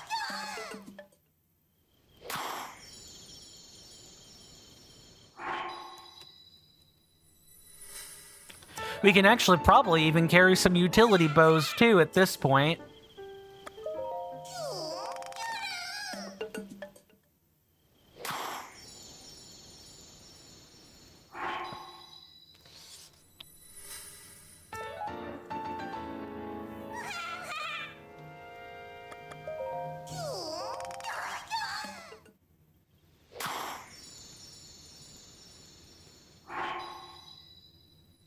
I'll actually see if I can't load up on Zonai shields too.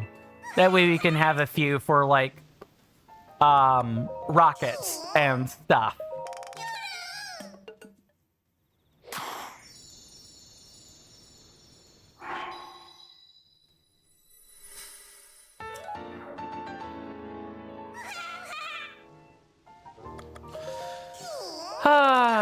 Tedium. Even though this is a nice quality of life change, like being able to make all these upgrades at once, the fact of the matter is this is still tedious to do. The joke is less of a joke, but it is still a joke.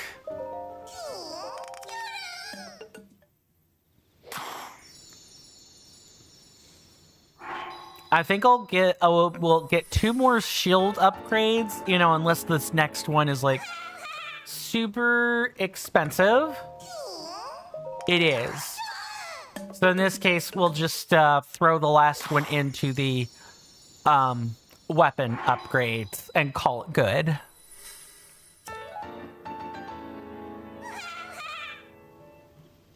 Yep. 35 Korok seeds for a weapon. Here you go.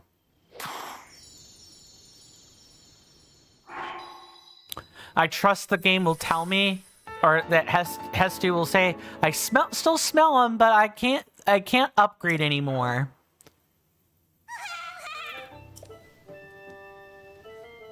Oh, okay, no, you have to actually exit this. Never mind. Shakala, come back again. We have 2 new profiles.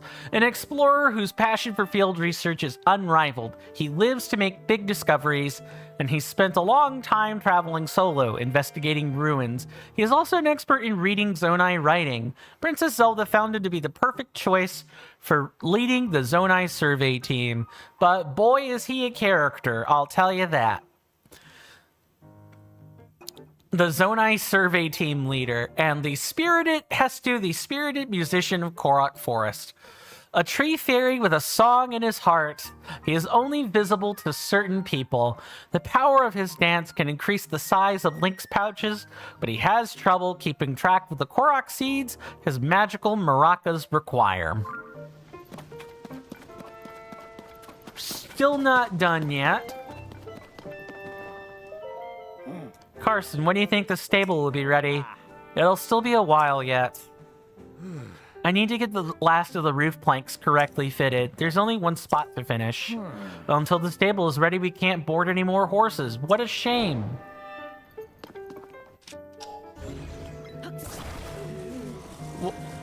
Whoa!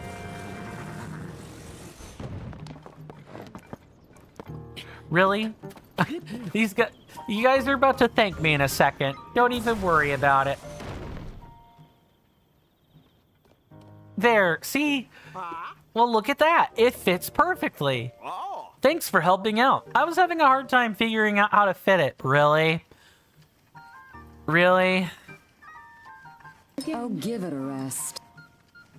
Me not that kind of orc. It's just asinine. Yep. Absolutely. You couldn't fit the plank into the pole. You couldn't fit it into the hole. Oh my god, is everyone this inept in this game? I swear that everyone is this inept in the game. With the roof done, all that's left is to add the finishing touches. I'll get cracking. Son and done. What? What are these random phrases? Quick in quality, blink and we're done. That's why every son chooses Hudson Construction. What? What? Hudson Construction. Okie dokes, feeling pumped. Gonna get this done in one fell swoop. Takes two statements to do this.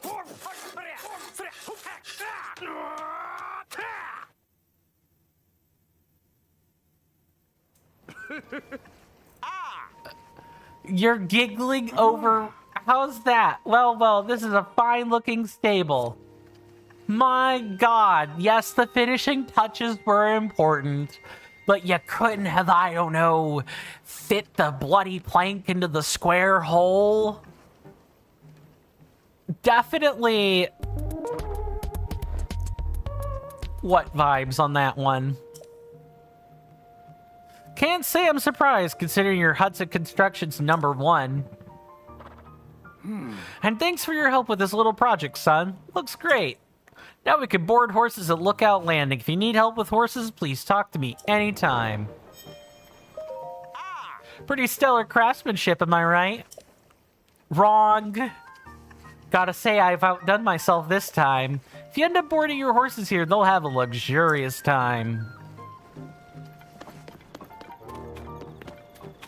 Treasure? For a thing that big and heavy to come crashing down on us, it's kind of a miracle no one got hurt. Well, look out for more falling debris. Gotta keep Lookout Landing safe. Whoa, this thing came crashing down here. I wonder if I could sell it for my wardrobe fund. Then I could buy up all the outfits I've been eyeing. Such magnificent Zonai ruins right here in Lookout Landing. Can you believe it?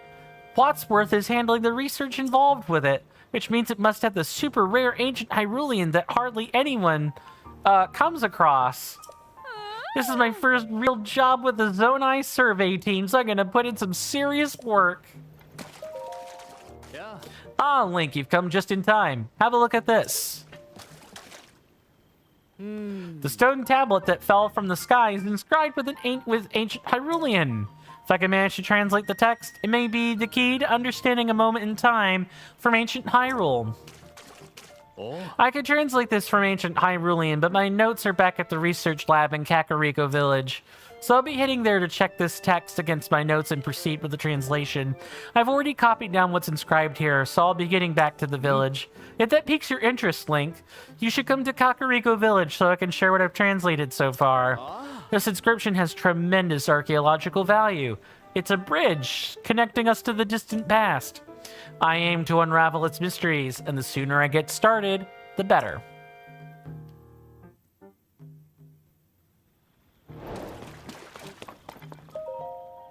It's etched with ancient Hyrulean text. You cannot read it. Anyone else new that we have yet to talk to? Or not new, but like anyone else, you know, minting out, doling out quests? I certainly wouldn't say no to more quests.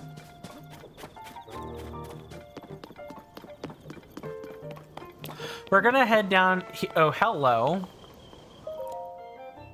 You're Goron. You should know the way to Goron City. How in the name of Hylia did you forget? Lay off. I'm embarrassed enough as it is. Besides, it's not that I forgot. When I left the city, there was still lava everywhere. I didn't know Death Mountain would stop erupting. The lava would cool and new roads would form. You don't have to tell me there was lava everywhere. It used to be so hot that Highlands couldn't step foot on the mountain without fire-resistant gear. Even if I wanted to take a trip that way, I couldn't. Well, thanks to this guy, now you can. First, we have to walk down the road toward Death Mountain, which you can see over in the northeast. Then we'll arrive at Woodland Stable, and from there we keep going north. Thanks again for the directions, fella. Happy to be of service. Using Death Mountain as a landmark is all well and good, of course, but the red haze around the summit looks worryingly like gloom. Try not to get too close. Alright, let's go. And on our way, we'll stop by that bistro place you keep mentioning. Now you're talking.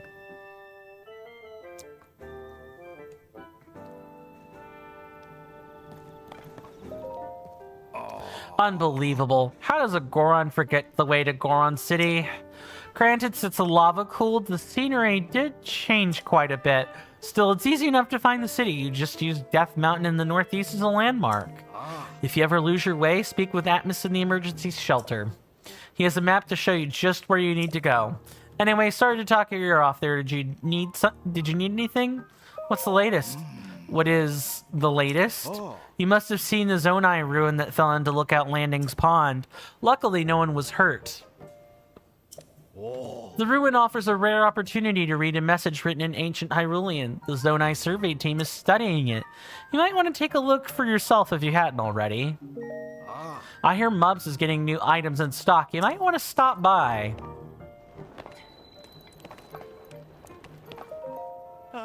Link, welcome, welcome. This is the emergency shelter where all are welcome. Please stay as long as you like. Though you see before you a hole in the wall, fear not. This place...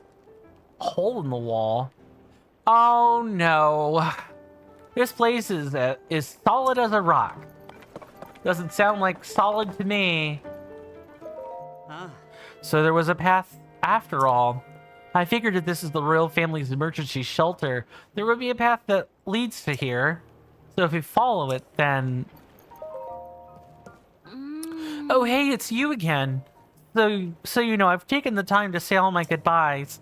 The thing is, it's always really dusty around here, so I work overtime to clean it all up. Well, I was working so hard, in fact, that the force of my broom accidentally took out a part of this wall. What were you, beating the wall down with your broom? Like frickin' Bob the Builder style or whatever? Or like Carson earlier? Were you grunting every single time you were, you know, mopping and sweeping? Ever since I've been hearing this creepy voice coming from the hole I made. It almost sounds like a demon growling. No one else claims to hear it, but I certainly do. At this point, I'm pretty sure I unsettled that demon when I busted up the wall. So it stands to reason that if it wants revenge, I'll be the one who's targeted. Robbie, Grant, goodbye forever. Who goes there? Oh my god, we have so many things to do, it's not funny. Jaren says that sometimes she hears a scary voice like a demon's coming from the opening in the wall. She's afraid that she may have awakened a demon. This mystery seems worth looking into. A priceless stone tablet engraved with ancient Hyrulean text has fallen from the sky into Lookout Landing. Wordsworth, a scholar of ancient Hyrulean, says he intends to decipher the text by comparing it to ancient documents left at the lab in Kakariko Village. He's departed for the village in the southeast. Okay, anyone else? Let's see, what's in this issue of Lucky Clover Gazette? If you don't want to know what's happening in the world, chatting at a stable is the best way. Newspapers are handy too, though. Link, you've got to hear me out. Vermano, the guy in charge of cooking, went to Hyrule Castle and never came back. Thanks to him, I'm stuck here on fire duty. Maybe forever. When I say Hyrule Castle, I don't mean somewhere dangerous like the chasm near there or anything. Specifically, he went to Hyrule Castle's dining hall. Some folks investigating the chasms told him about some super special recipe in the dining hall, so he left just like that. Well, he wouldn't do anything dangerous, so I'm not too worried about him. If he's not back to eat his meal, though, I might start to worry. Oops. Afternoon already? I've been nosed down, so I've completely lost track of time. Good work, Link. I heard you helped the village out of a crisis. I'm trying to repair the decayed weapons in the hopes I can help out, too. But try as I might, I come up short. It seems all you can do is use the weapons by attaching them to the ends of things. Yeah, just before the upheaval, gloom began pouring out of the ground. It clung to the weapons, pulsing as if alive. We watched as the weapons rotted to pieces right before our eyes. It was all pretty wild, and I don't understand how it happened. At a time when Hyrule Castle can float, I've given up trying to make sense of most things. Oh yeah, in case nobody's mentioned yet, you're welcome to the weapons over there. Though they probably won't be much use to you since they're, you guessed it, decayed. Hi, hello! As a simple man from Lurelin, I'm a little starstruck. There's no one in my village quite like Kosi, I'll tell you that. Oh, it's you, Link. Pardon me for being lost in my work here. This map tends to get all my attention. Are you interested in the different peoples of Hyrule and where they live? That's my entire field of study. When I'm out on a deployment with the monster control crew, I spend hours poring over our maps. As such, I'm the most knowledgeable in Lookout Landing about Hyrule's various peoples and their towns and villages. Its various peoples, aside from us Hylians, there are 4 other peoples here in Hyrule: the Rito, the Gorons, the Zora, and the Gerudo. Each live in a different area and have their own unique traits, whether it's soaring the sky or feasting on rocks. We Hylians also live in villages that reflect our unique cultures. The Sheikah are renowned for their wisdom, and that, in fact, our most prolific researchers are among them. The leader of Lookout Landing, Pora, is from the Sheikah tribe. Hyrule has 8 major places that its various peoples call home.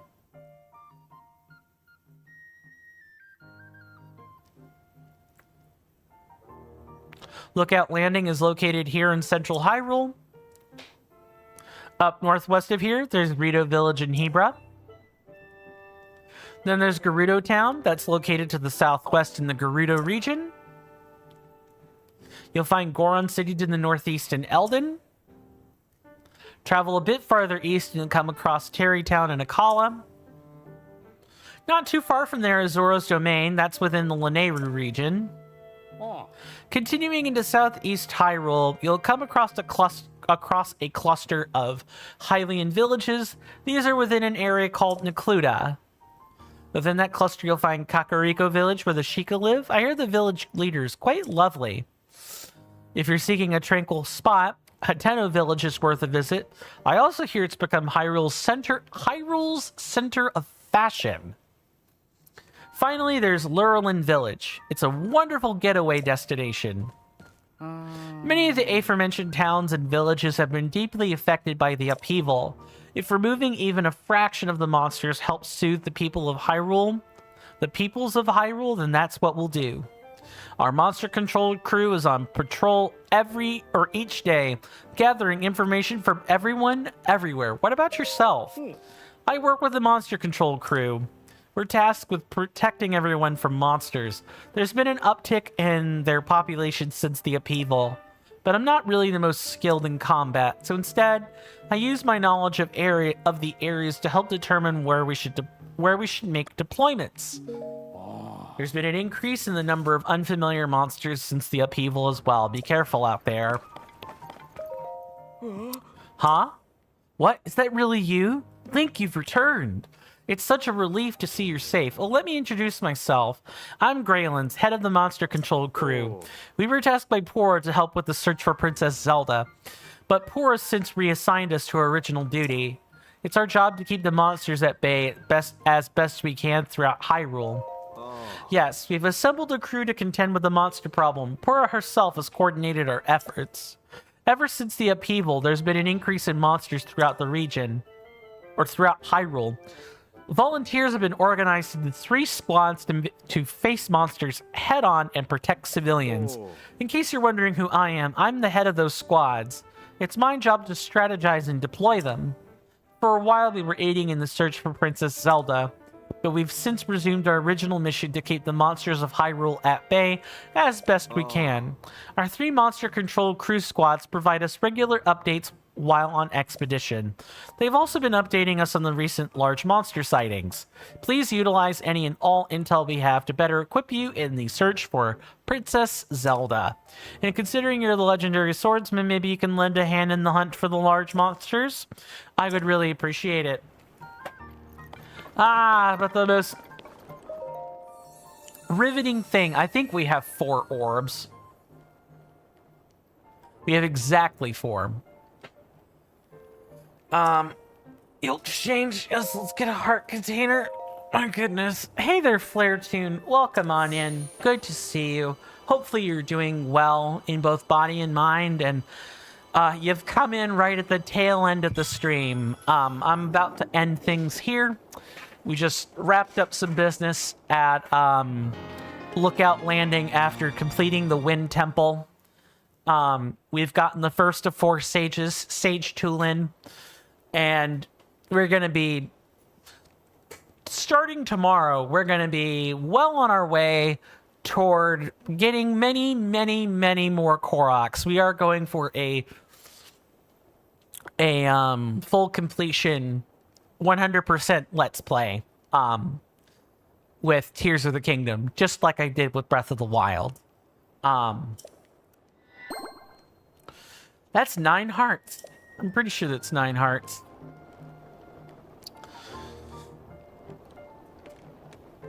And if you don't mind my asking, Flaretune, by the way, the rest of the bosses are going to have 1200, 1400, and 1600 HP. Thanks. I don't know. I'm not sure I'll really consider that a spoiler, since there's not really much I could do with that numerical information, but that is interesting. It's also interesting that they have apparently recycled HP numbers, but what else is new? Thank you very much for that little insightful fact. If you don't mind my asking, Flaretune, what's your level of familiarity or experience with Tears of the Kingdom? Based on that little fact, on the fact you just gave us, I want to assume that you've played through the game in its entirety. And maybe even played through both games in their entirety, but I'm always curious. It's nice to get, it's nice to have a gauge of where my audience is. Almost 100%? That's awesome. I take it you've beaten the game, then? At 71.31%? I presume you wouldn't know that number without, defeating Ganondorf himself? Which we sort of know from, beat Tears of the Kingdom 2 times. Gotcha. Yeah, I get a lot of veterans that stop by, and talk about their experiences with Tears of the Kingdom. It's always interesting what everyone's thoughts on Tears. Yeah, Daddy Ganondorf. Yeah, I see many memes about him.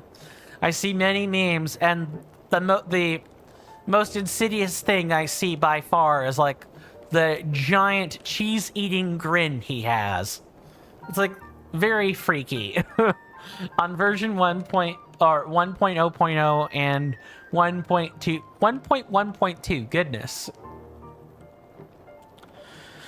Well, while I assume that particular little fact is going, oh, no, you're telling me what, when you beat the game twice, right?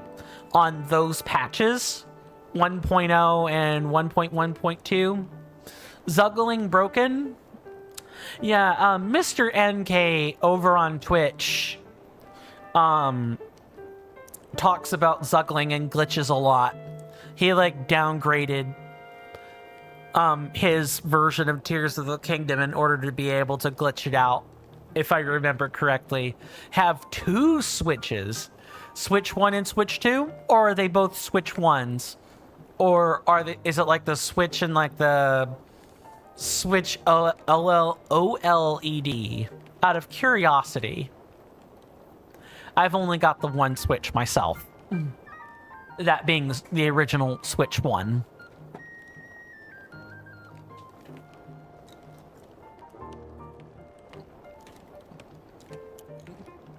Oh, so by not updating on OLED, you were able to beat the game as it was on the original release? Fair, fair. I feel pretty happy with updating to this version of the game. I'm not a glitch hunter, and I don't intend to break the game through the use of glitches. So as far as I'm concerned, you know, I don't need to say I've beaten it on a certain patch or whatever.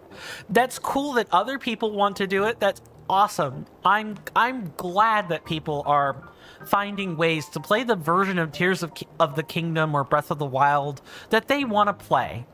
I think that's great. And I'm sure the speedruns get super, super, super crazy with the amount of stuff you can do in there. No cheese like 3-element Master Sword. Yeah, I've heard a few things you could do with, you know, zuggling and fuse glitches. Yeah, I've heard quite a few things about it. I do intend on discussing the glitches, but I'm going to, at the end of the LP, you know, after we've defeated Ganondorf and all that, I intend on doing like a cutting room floor dissection of the game and maybe lining up some interviews that the devs and other people have, you know, had about Tears of the Kingdom in specific. And I'll likely cover a lot of the glitches then. I'm not going to perform them, but I want to at least maybe, you know, talk about them. Because I do get quite a few people in here, you, Mr. NK, and so on, that do talk about glitches a fair bit. They have, like, heavy interest in them. So I want to make sure I'm covering that. Because I think glitches are at least interesting, if nothing else.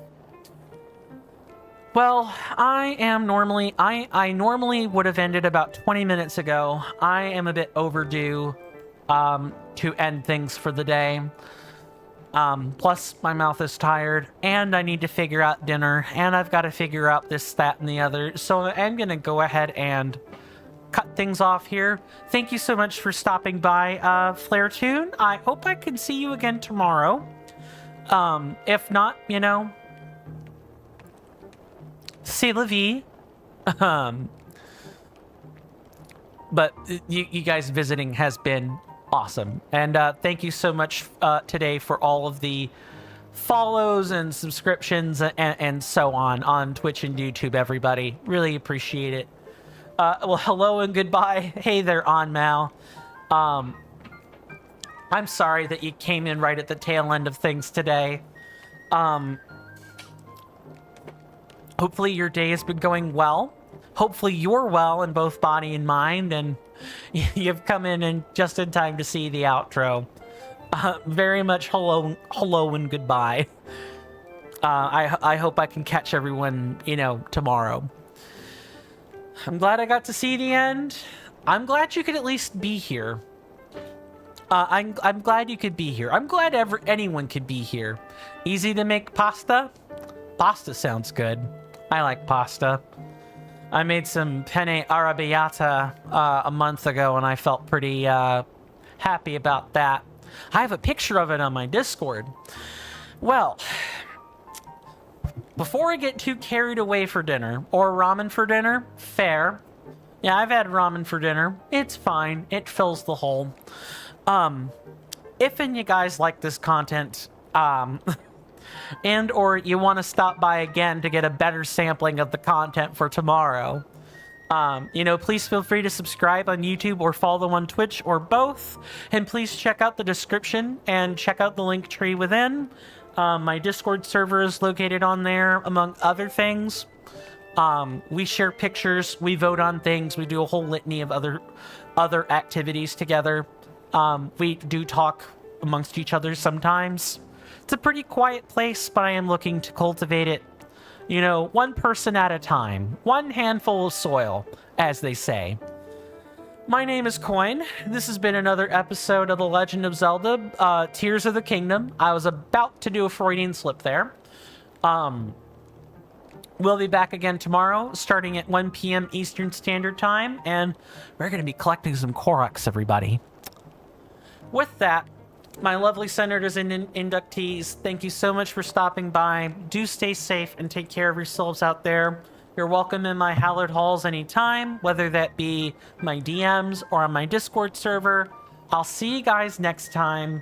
And with that, goodbye.